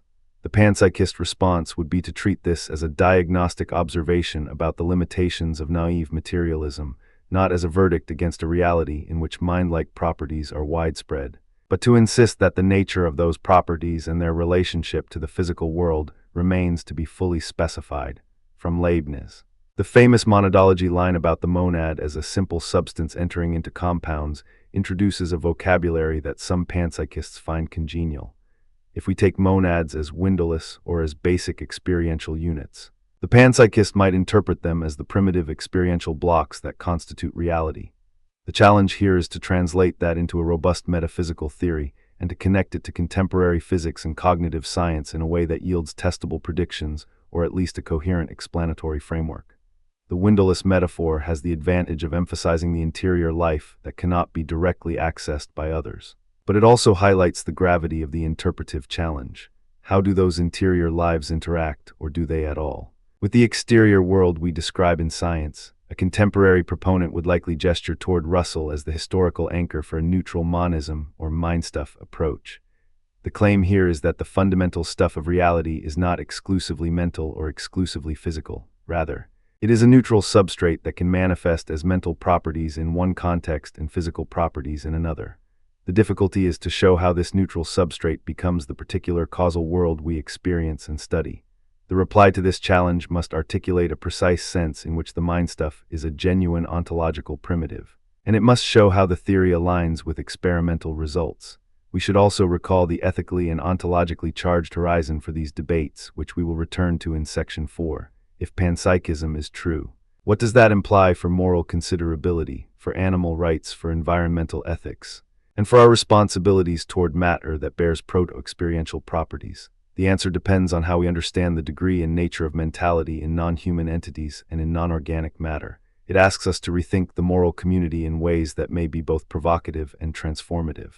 The metaphysical promise of panpsychism, to locate mind everywhere, in a sense, to unify nature through a common experiential thread, could have sweeping implications if it is confirmed by future evidence and philosophical argument. Let me close this segment by tying together the main moves, as well as the cross-references to other ideas and the path forward in the debate. The panpsychist program begins with a radical claim that mental properties are not confined to beings like us but are dispersed among the very fabric of matter. This claim, even when tempered or revised into Russellian or cosmopsychist forms, prompts two essential questions. First, what counts as an adequate account of microphenomenality? Second, what counts as a compelling explanation of macroconsciousness that does not violate our best scientific intuitions about causation, measurement, and prediction? The critics insist that these questions demand concrete mechanisms, explicit accounting for the unity of experience, and a robust interface with empirical science. They ask for a precise articulation of how proto-experiences combine, how macroconsciousness arises, and how to avoid existential inflation, the sense that we are attributing inner life to everything.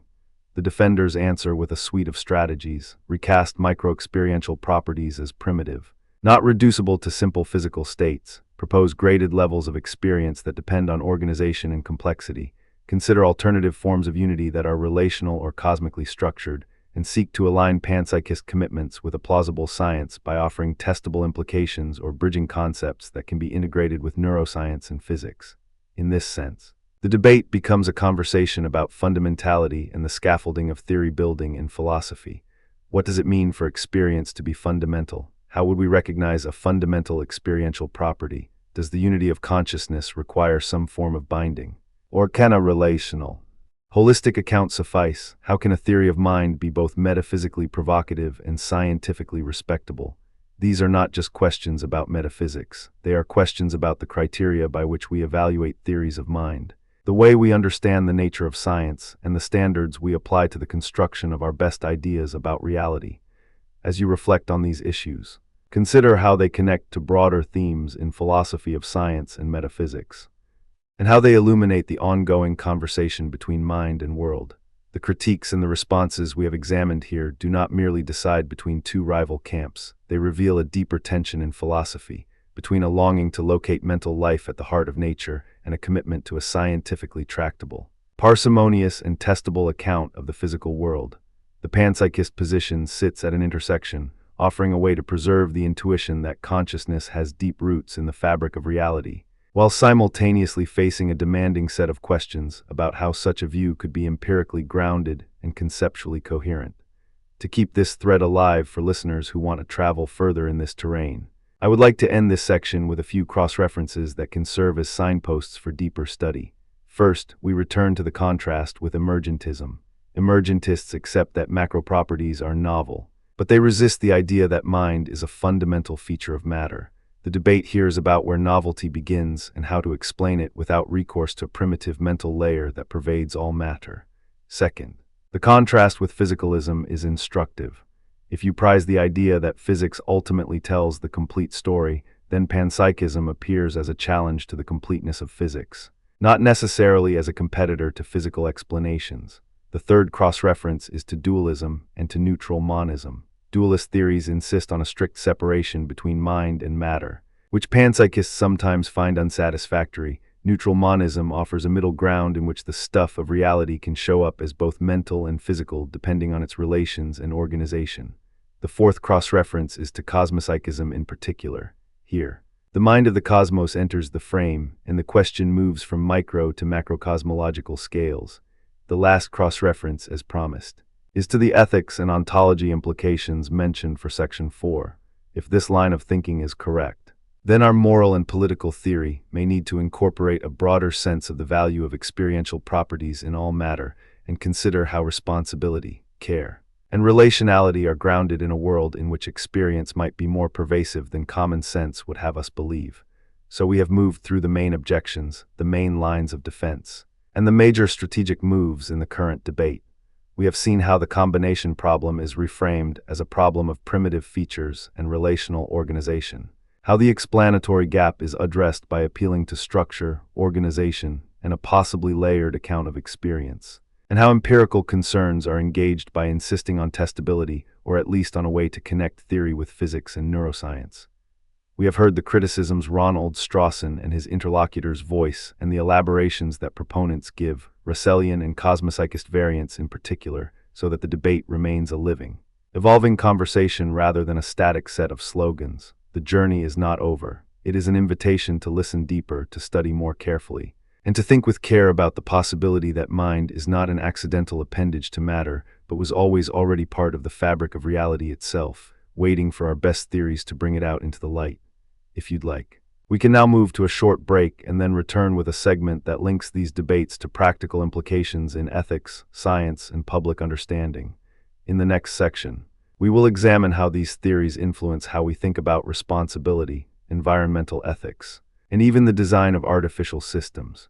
We will also touch upon how contemporary interpretations of panpsychism, especially the Russellian and cosmopsychist lines, signal a shift in how philosophers conceive of the relationship between mind and world, and how that shift could shape the direction of future research. For those who want to trace the thread further, I'll provide a reading list of primary sources and accessible secondary literature that map the landscape from Aristotle to modern discussions, with particular attention to the key arguments, the counter-arguments, and the imaginative thought experiments that keep the debate alive. In the end, the debate about panpsychism is not just about whether matter is mindy. It is about how we conceptualize the intimate connection between the world we study and the experience through which we study it. It is a conversation that continues to challenge what we mean by fundamental, what we mean by explanation, and what we mean by consciousness itself. And that is a conversation worth having with care, patience, and a willingness to adjust our most deeply held assumptions in light of rigorous argument and thoughtful reflection. Close your eyes for a moment and listen to the way the question sounds when it is allowed to breathe in the air of everyday life. Panpsychism is not a hobby for specialists in quiet libraries alone. It is a way of thinking that asks us to tilt our gaze from the familiar center of consciousness and notice the stubborn, persistent presence of mind-like qualities in the ordinary stuff of the world. It invites us to imagine a continuity between the innermost life of a neuron and the mood of a forest, between the sensation of a blade of grass brushing against a Chinese letter wind and the way a conscious mind surveys a landscape of meaning. When we travel from the abstract metaphysics of mind to the concrete concerns of science, technology, and ethics, panpsychism becomes less a speculative oddity and more a lens through which to reframe what we take to be real, what we take to be valuable, and how we decide to act in a world that might be jam-packed with experience of one kind or another. We begin with origins, because the memory of where an idea comes from can help us see what it is trying to do in the present. The impulse that animates panpsychism, namely, that mentality or experience is not the exclusive property of brains, but a latent or pervasive feature of matter, has roots that reach back into ancient ways of seeing. Long before modern philosophy formalized debates about mind and matter, many cultures treated nature as a living web with intention, failing, or purpose immanent in its components. The idea that nature is not a dead warehouse of inert stuff, but a living chorus of forces and sensibilities is not purely an invention of the laboratory, but a memory carried through dusky cities and wild landscapes. If you listen to the older voices, whether in the poetry that cradle-toed through the Greco-Roman world, or in the animistic traditions that insist the river has mood and the mountain a character, you hear a pre-scientific intuition that mind-like properties are not strangers to the world, but its intimate texture. In the 17th and 18th centuries, a more formal articulation of mind in matter appeared in the figure of Leibniz. He did not suppose that every rock or leaf was a philosopher in the way a human is, but he did insist that a single, simple substance, the monad, carries within it in some form a perception, a striving, and a teleology that makes it what it is. In his monadology, he writes that the monad is a simple substance which enters into compounds. He is careful to guard against the idea that these minds or perceptions are grossly human, and yet he insists that the entire universe is composed of entities that have a mental character of their own. The monads are, in a sense, miniature universes, windowless in their interior life, yet echoing the totality of reality through their internal perceptions. There is a strand here, a strand that will reappear in modern Christian metaphysics, in Spinoza's rationalism, and ultimately in Whitehead's process philosophy, that asks, could it be that mentality is the intrinsic mode of being of whatever exists, rather than something that suddenly pops into existence only when complex nervous systems arise? We move from Leibniz into the modern era through a zigzag of ideas that include Spinoza, James, and Whitehead, bar the caveats we carry about historical accuracy. What matters for our present discussion is not a genealogical map so much as a map of intention, a desire to preserve a sense of mind as a pervasive feature of nature, while remaining attentive to the constraints of science and common sense. Spinoza's bold move, that God or nature is a single substance that expresses itself in infinite modes, offers a vocabulary in which mind and body are not opposites but two faces of the same underlying reality. In his ethics, he points toward an identity of thought and extension, a unity that makes the mental life of creatures not an accidental ornament, but a natural expression of the same divine order that organizes physical phenomena. A well-known, if brief, formulation that has echoed through centuries is that the mind and the body are the same thing, conceived under the attributes of thought and extension. It is a radical claim to make in ordinary conversation, and it invites us to hear the body not merely as a machine, but as a script in which awareness is written, in some form, into the fabric of existence. In the late 19th and early 20th centuries, William James gave the idea a modern, vigorous push. He did not insist that every particle of matter is a tiny agent of intention in the same sense a human is, but he did insist that the universe is shot through with experiential, mind-like dimensions, in the varieties of religious experience and more explicitly in a pluralistic universe. James urges us to take seriously the possibility that reality has a mind-stuff character, that mental life in some degree participates in the structure of the world we inhabit. The phrase mind-stuff, drawn with economical, almost laconic clarity, is both provocative and deliberately provocative. If reality contains more mental texture than we ordinarily grant, our science must learn to talk about it without surrendering its empirical discipline. James's contribution, then, is not a neat dogma but a psychological and pragmatic invitation, the idea that experience, in one form or another, has a claim to be recognized as a structural feature of nature rather than as a mere epiphenomenon of biological complexity. If we push further toward the 20th century into the hands of Whitehead, the lineage of panpsychist or panexperiential ideas crystallizes into a rigorous philosophical program. Whitehead's process ontology refuses a simple image of the universe as a static chest of inert objects. He encodes reality as a series of occasions of experience, each one a becoming rather than a merely being.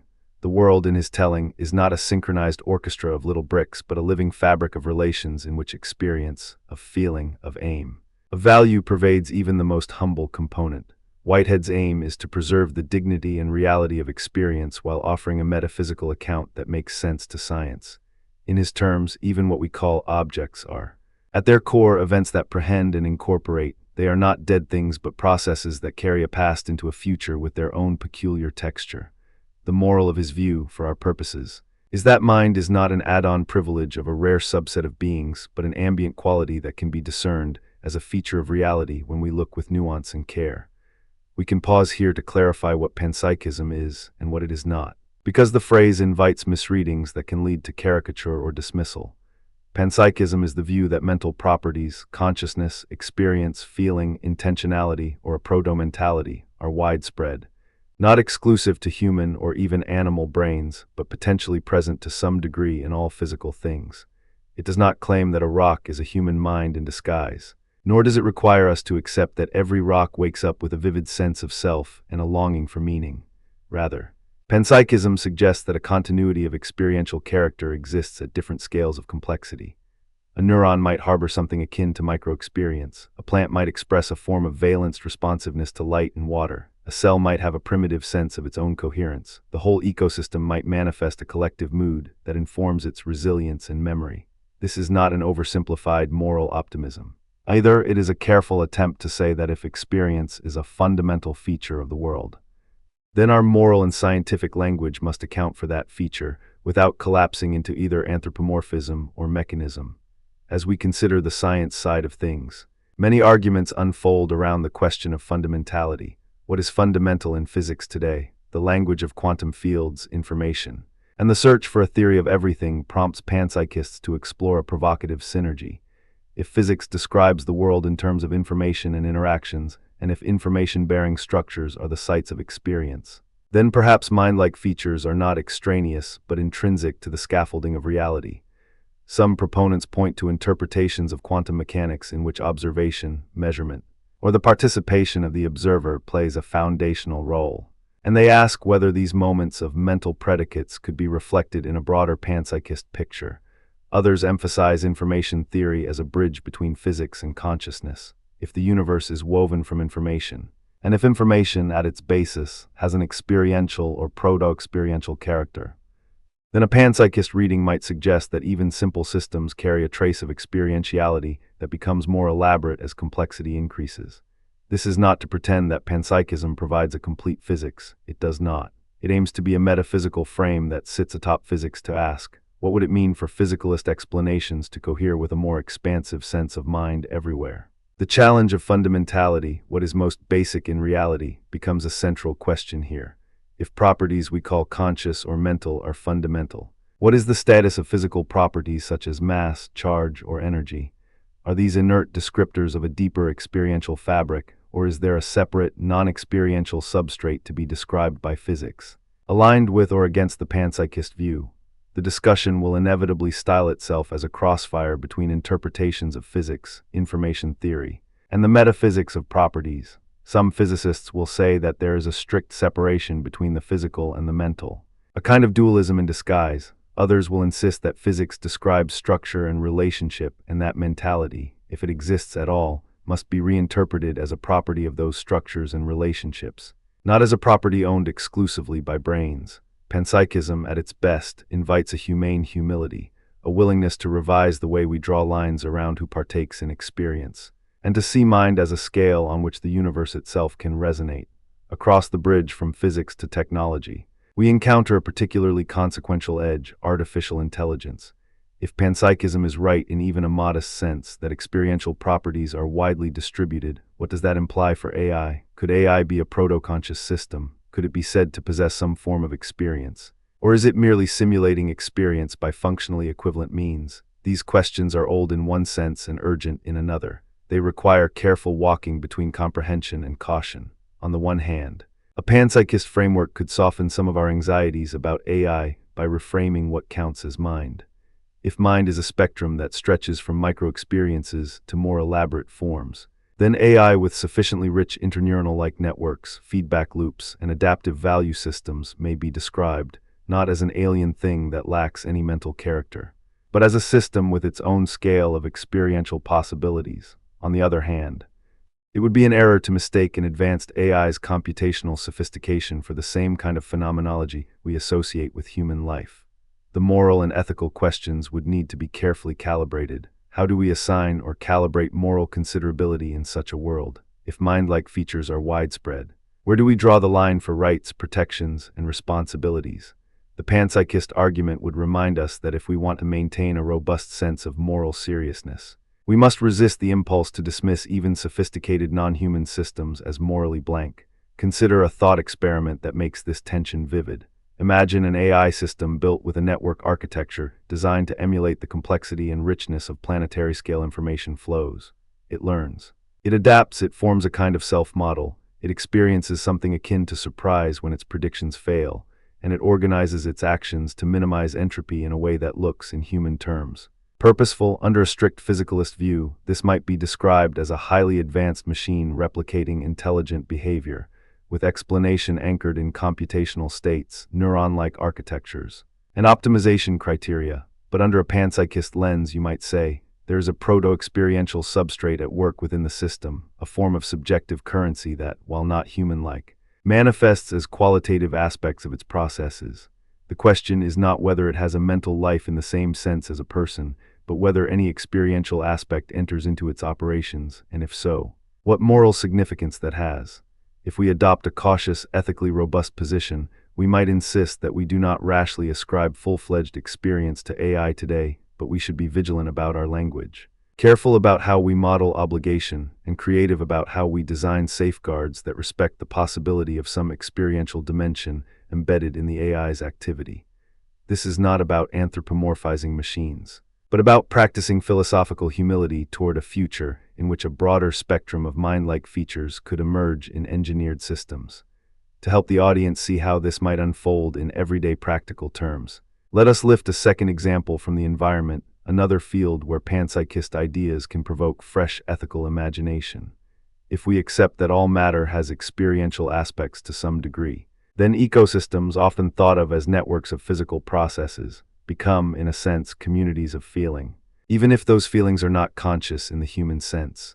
The old environmental ethics that ground moral value in human interest or in the intrinsic value of biodiversity might be enriched by this more radical picture. The plant and microbial world, the soil beneath our feet, the mineral crusts that harbor unseen life forms, all of these participate in a primary texture of experience that we, as humans, are not in a position to exhaustively quantify or even fully understand. In this frame, destructive practices such as deforestation, soil depletion, or pollution register not merely as harm to species populations or ecological services, but as disturbances to a chorus of experiential processes that extend far beyond human perception. The ethical implication is not a naive plea for sentimentality, but a disciplined call for moral reckoning. If matter is to a degree experiential, our policies must value the integrity, continuity, and flourishing of these experience-laden processes. This reframing can alter the way we talk about responsibility, stewardship, and accountability, pushing us toward a politics of care that recognizes non-human aspects of experience as relevant to the way we design, regulate, and govern human activities. A third example, perhaps the most concrete and manageable, concerns the plant and microbial kingdoms as test cases for broader moral considerability. If a plant, the roots, the leaves, the photosynthetic apparatus, exhibits a form of cognitive life as a response to light, moisture, and nutrient gradients, then it invites a sense that moral concern should be sensitive to the plant's well-being, not merely to its contributions to human interests. Plant cognition has become a flourishing field of study. Plants exhibit rapid signaling, memory-like responses to environmental cues, systemic signaling across their networks, and even adaptive behaviors that are not easily reduced to simple reflexes.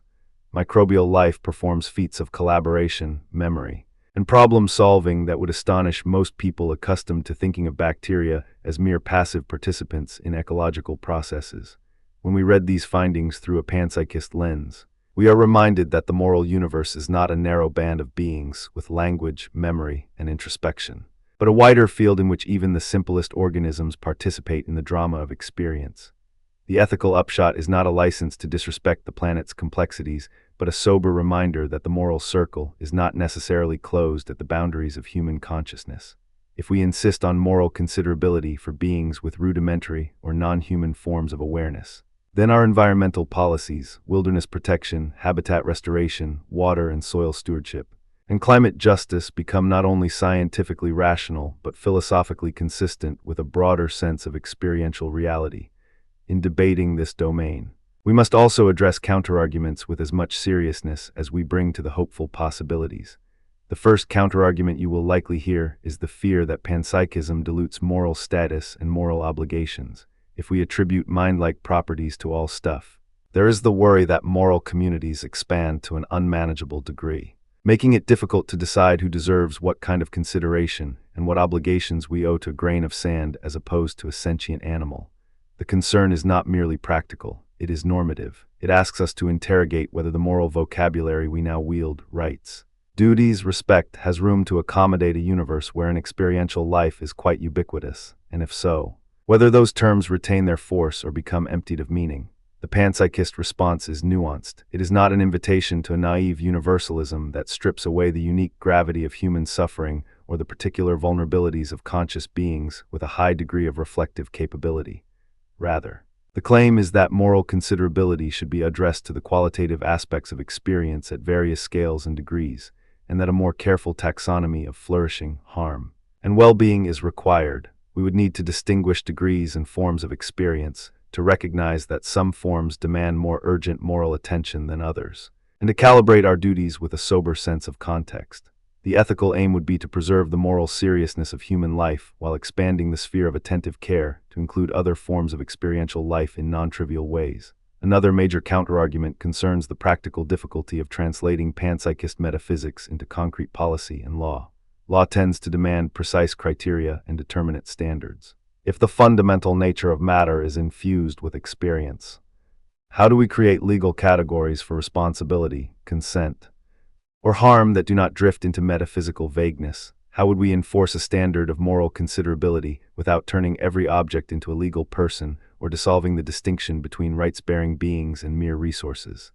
The challenge here is not to abandon discipline, but to redraw it in a more careful form. It would require a new lexicon of moral and legal personhood that is sensitive not only to agentive capacity and psychological complexity, but also to the phenomenology of various forms of experience. We would need criteria that connect the theoretical commitments of panpsychism to the everyday practice of public policy, environmental protection laws that are robust to non-human experiences, labor and urban planning decisions that consider the well-being of ecosystems as participatory agents, and new forms of governance that recognize interdependencies with living processes in ways that are more than symbolic. A third counterargument emphasizes the potential scientific methodological challenge of panpsychism. If mental predicates become widely used in scientific discourse, how do we maintain a clear distinction between genuine empirical explanation and metaphorical language? If researchers begin to describe electrons as feeling a proto-experience or atoms as having a primitive form of intention, there is a risk of stretching metaphor beyond reliable inference. The scientific method relies on operational definitions, testable hypotheses, and rigorous falsifiability. When mental predicates treat the world as if it were alive at a fundamental level, there is a danger that explanations slip toward panexplanations rather than empirically testable accounts. The panpsychist can answer by insisting that the move is not to replace standard physical theories, but to complement them with a coherent metaphysical framework that respects the independence and viability of physical explanations while acknowledging the limits of our conceptions of mind. It would require disciplined crosstalk between disciplines, physics, cognitive science, philosophy, and ethics. It would require a humility that recognizes that some questions may resist straightforward empirical articulation, while still bearing practical significance for how we think about responsibility, policy, and care. But in addition to counterarguments, there are historical anecdotes that illuminate how these ideas travel and adapt across time and culture. First, consider ancient animist or teleological worldviews that ascribed mind or life to nature. In many indigenous and traditional cultures, there is a sense that rivers, stones, mountains, and trees have life, mood, and intention. These are not mere decorations of myth, they are a living epistemology, a way of knowing the world that treats the environment as a living community to which humans belong and from which humans owe duties.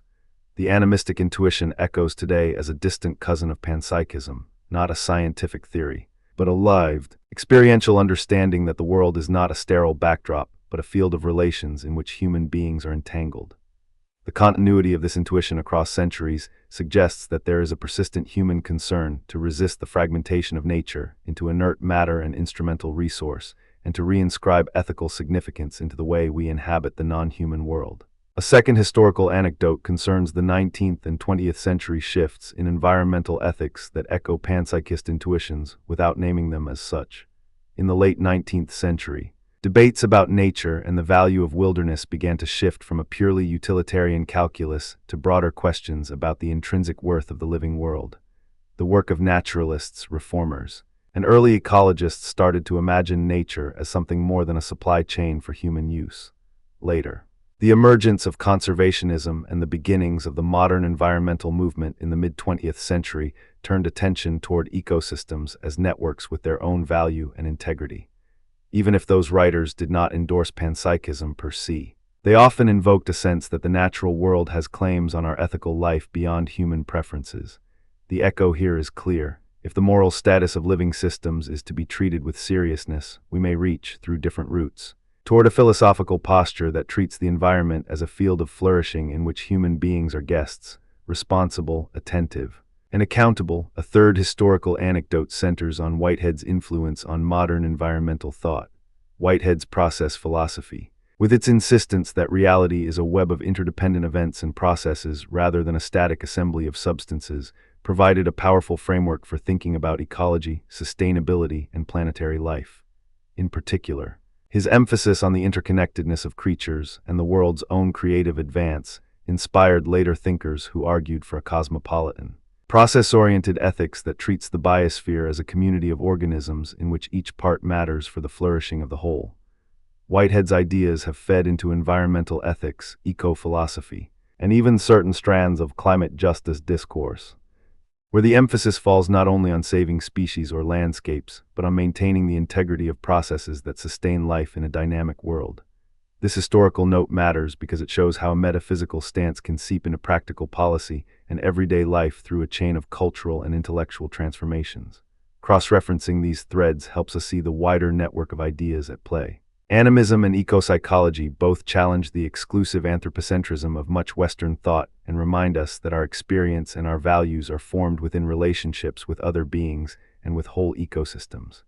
Physicalism and dualism debates, the long-standing questions about whether mind is a property of physical systems or whether there is a non-physical substance involved, are sharpened by panpsychism because it reframes the problem in a way that preserves a form of monistic unity while allowing for qualitative differences in experience. The modern philosophy of mind and AI ethics, too, is transformed by this discourse because it raises questions about what counts as a mind, what counts as moral status, and what duties we owe to systems whose internal life may be qualitatively different from human life, but not completely absent from the realm of moral concern. The notion of cosmopsychism in Section 2, where the cosmos is conceived as an experiential totality, offers a natural cousin to the panpsychist frame. Both invite us to imagine the universe as more than a machine, more than a collection of brains or states, and more as a living narrative in which mind-like features are part of the fundamental texture of reality. And when we connect this with the broader metaphysical debate about what it means for something to be fundamental, we take up the question of whether fundamental should be read as the most basic cause of change, or as the most basic form of experience that grounds the matrix of the physical. Let us now draw the thread more tightly by offering cross-references to other thinkers and ideas so that depth is not lost in breadth. For animism and ecopsychology, We can point you toward writers who argue that human beings are entangled with the living world in a way that reframes mental life in ecological terms. These thinkers push us to consider how our sense of self expands when we acknowledge that minds, little or large, participate in the governance of life beyond the human. In relation to physicalism and dualism debates, panpsychists argue that the hard problem of consciousness, how subjective experience arises from brain states, may be softened by the assumption that mental properties are more fundamental than we once thought. This is not a rejection of neuroscience or physics, but a call to integrate them within a more expansive metaphysical framework that respects the possibility of experiential ground in the physical. In contemporary AI ethics, the panpsychist conversation intersects with debates about moral status, consent, rights, and the design of intelligent systems that could someday be embedded in social, legal, and political life. The question of what counts as a being to whom obligations are owed becomes more nuanced when the boundaries of mind are more porous. If we return to primary sources, even though we are crossing centuries and disciplines, we can evoke some concrete phrases that illuminate the spirit of these arguments.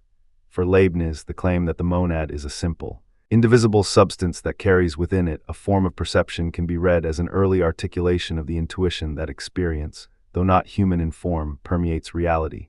The famous line, often invoked in discussions of panpsychism, is the idea that the monad is a windowless yet infinitely expressive entity. The monad is a simple substance which enters into compounds. Its properties are nothing but the perceptions and appetitions of the monad. This formulation, while compact, gestures toward a universe in which mental life is not an exception, but a species of the same general phenomenon that organizes matter. In the modern era, William James offers a provocative toward-our-time claim. He often spoke of a world that is suffused with mind stuff, a language that invites us to hear mind as a feature of being itself rather than a peculiar property of brains alone. He invites us to consider experience as the ground of reality rather than an ephemeral aftertaste of it.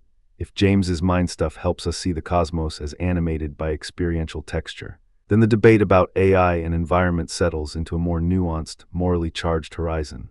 And then Whitehead, with his actual occasions of experience, gives us a vocabulary that refuses to pretend that the world is only a bundle of inert particles. The line about the universe as a process of becoming rather than a static scoreboard of objects becomes a way to talk about ecological time, the life of communities, and the long arc of a civilization that must live with a changing planet.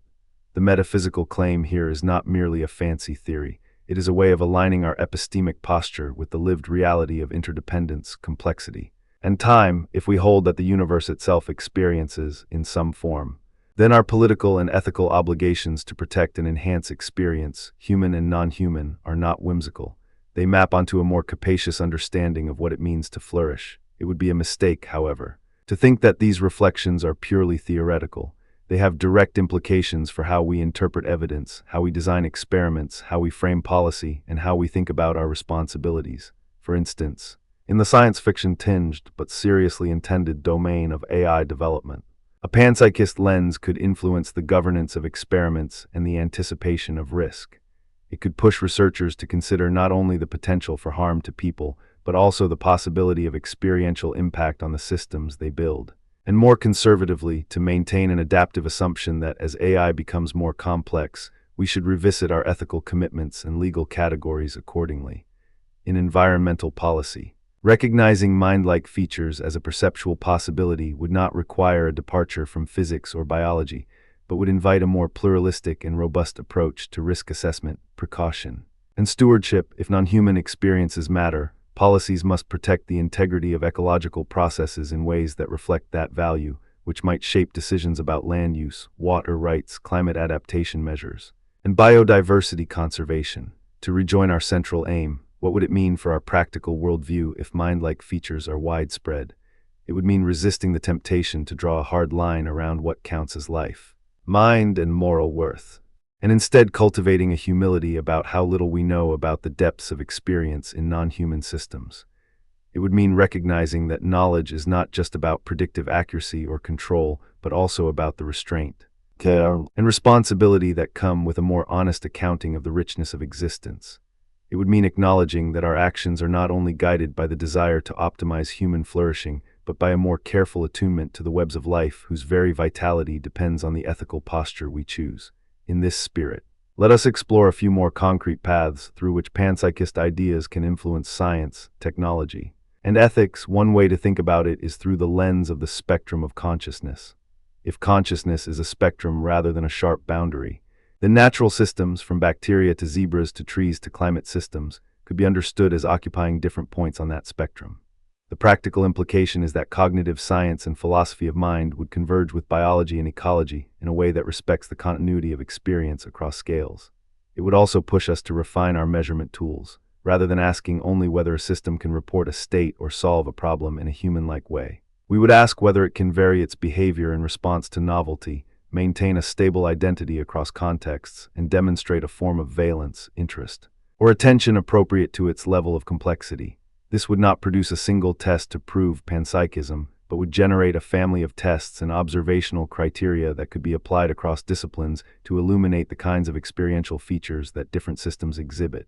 A second path concerns governance. If mind-like properties are widespread, then the design and regulation of technologies and infrastructures would need to account not only for efficiency and safety, but for the possibility that systems with experiential life are affected by or capable of affecting others in new ways. This could lead to policies that ensure more robust protection of ecosystems, more transparent about how technologies interact with living systems, and more participatory about what counts as harm or benefit in the maintenance of public goods.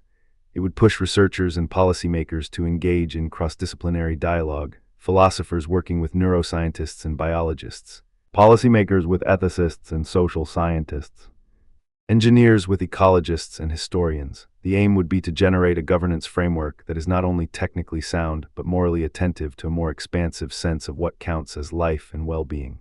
A third path invites us to reframe moral education itself. If we believe that experience is a fundamental feature of the world, then moral pedagogy should cultivate a sensibility toward the life of the world that is more than a set of rules for human interactions. It could emphasize care, stewardship, and the relational character of existence. It would invite people to listen to the voice of the environment in our decisions and to develop a vocabulary of responsibility that includes non-human beings and ecological processes. In practice, this might mean curricula that integrate ecological chemistry, plant signaling, microbiology, and cognitive science with ethics, political theory, and history, helping students to see how knowledge and care are braided together. The aim would be to develop citizens who approach the world with both curiosity and humility, recognizing that human knowledge is not the end, but a way of participating more wisely in the larger drama of life.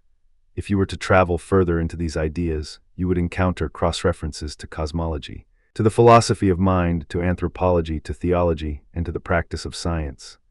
The cosmological dimension, the idea that the cosmos itself might be suffused with mind-like features, a panorama where subjectivity is not an aberration, but a structural feature of being, creates a bridge to cosmopsychism, which we discussed in Section 2. That broader view invites us to consider whether the fundamental nature of reality could be described as an experiential field that, in different forms, manifests as physical law and causal relation. The metaphysical question, what does it mean for something to be fundamental, takes on a richer shape if experiencing is a genuine texture of the world rather than a rare company of brains. Then the ground of reality might be something like consciousness in structure rather than a universe of inert substances, translated into ordinary language. This might feel like the recognition that the universe is not a machine in which we are free to press hard on knobs at will, but a living narrative in which we participate and whose ethical demands on us are not merely suggestions but obligations. We close with a broader, affectionate invitation to hold two tensions at once. First, keep faith with the rigorous, empirical, and methodologically disciplined search that science embodies. Do not abandon the careful work of physics, chemistry, neuroscience, or ecology in favor of ungrounded metaphysical speculation. Second, keep faith with the imaginative openness that philosophy, history, and the humanities nurture. Do not shrink from the hard questions about value, duty, and the meaning of life that emerge when you consider the possibility that experience is more widely distributed than you might have expected. A calm, reflective stance does not require you to surrender your commitments to science or to moral clarity. It invites you to widen the scope of what you take as real and to widen the horizon of what counts as a life worth living. If you listen closely to the voices of history and to the current debates across science and ethics, you will notice that panpsychism does not demand that you accept a finished doctrine today. It invites you to live with a question: what would it mean in practice? If mind-like features were widespread, the question itself becomes a method for living in a more nuanced, careful, and responsible way. It pushes us toward a cosmology in which science remains robust and descriptive. Technology remains ethically grounded, and environmental and social policies become more attentive to the experiential depths of the world we inhabit. It offers a way of thinking that makes room for wonder without surrendering reason, a way of acknowledging the moral seriousness of life in its many forms, and a way of encouraging humility in the face of a universe that may be more mind-rich than our language previously admitted. To honor the historical fibers that brought us here, we can end with a few resonant, primary source voices that have guided this tradition. Leibniz, in the spirit of the monad, wrote that the world is composed of simple substances, each with its own internal life that mirrors the whole. The monad, he says, is not a mere barrier to connection, but a living mirror of the universe. Spinoza's insistence that mind and body are two aspects of the same underlying reality invites us to see the mental in the material not as a fantasy, but as a legitimate philosophical inference about the nature of substance itself. James's insistence that the world might be constituted by mind stuff invites us to treat experience as more than a byproduct. It invites us to treat experience as a dimension of the very architecture of reality. Whitehead's actual occasions of experience offer a way to describe reality as a living procession that insists that growth, change, and relation are the fundamental grammar of existence. These voices, taken together, do not amount to a single, settled doctrine. They offer a kind of intellectual hospitality, a place where scientists, philosophers, historians, artists, and policymakers can meet to ask hard questions about what the world is made of, what it feels like to be in it, and what our duties toward it must be. As we walk away from this section, take with you the sense that panpsychism is less an invitation to abandon conventional science or ethical practice than a challenge to widen the frame of what counts as meaningful, real, and valuable. It asks us to be careful about drawing bright lines between the living and the non-living, to be wary of imagining the moral circle to be fixed in one place, and to be courageous about reconfiguring our policies in light of the possibility that experience may be a more general feature of existence than we previously thought. It asks us to offer to science, to AI, and to the environment a form of respect that recognizes the intimate dependence of mind on matter and, conversely, the significance of matter in the life of mind. And in so doing, it asks us to cultivate an ethics that is not a map of rules alone, but a form of attentiveness, a discipline of care that attends to the various forms of life and experience that might be present in a wide, mysterious, and evolving universe. In the end, to approach panpsychism is to practice a kind of philosophical patience. It is to dwell with a question rather than to declare an answer, to listen for the subtle hum of experience that might travel through the atoms as much as through the human mind, and to allow that hum to soften our arrogance about what we know and how we act. The world, in such a view, becomes larger, more intricate, more tender, and more demanding. Our job is not to close the distance between mind and matter by erasing difference, but to widen our sense of responsibility so that it includes the possibility that mind, in its various degrees, is a common feature of reality. If we can hold that possibility with care, we might find a more expansive basis for science, more ethical clarity for AI and technology, and a deeper, more reverent stewardship of the living world that sustains us all.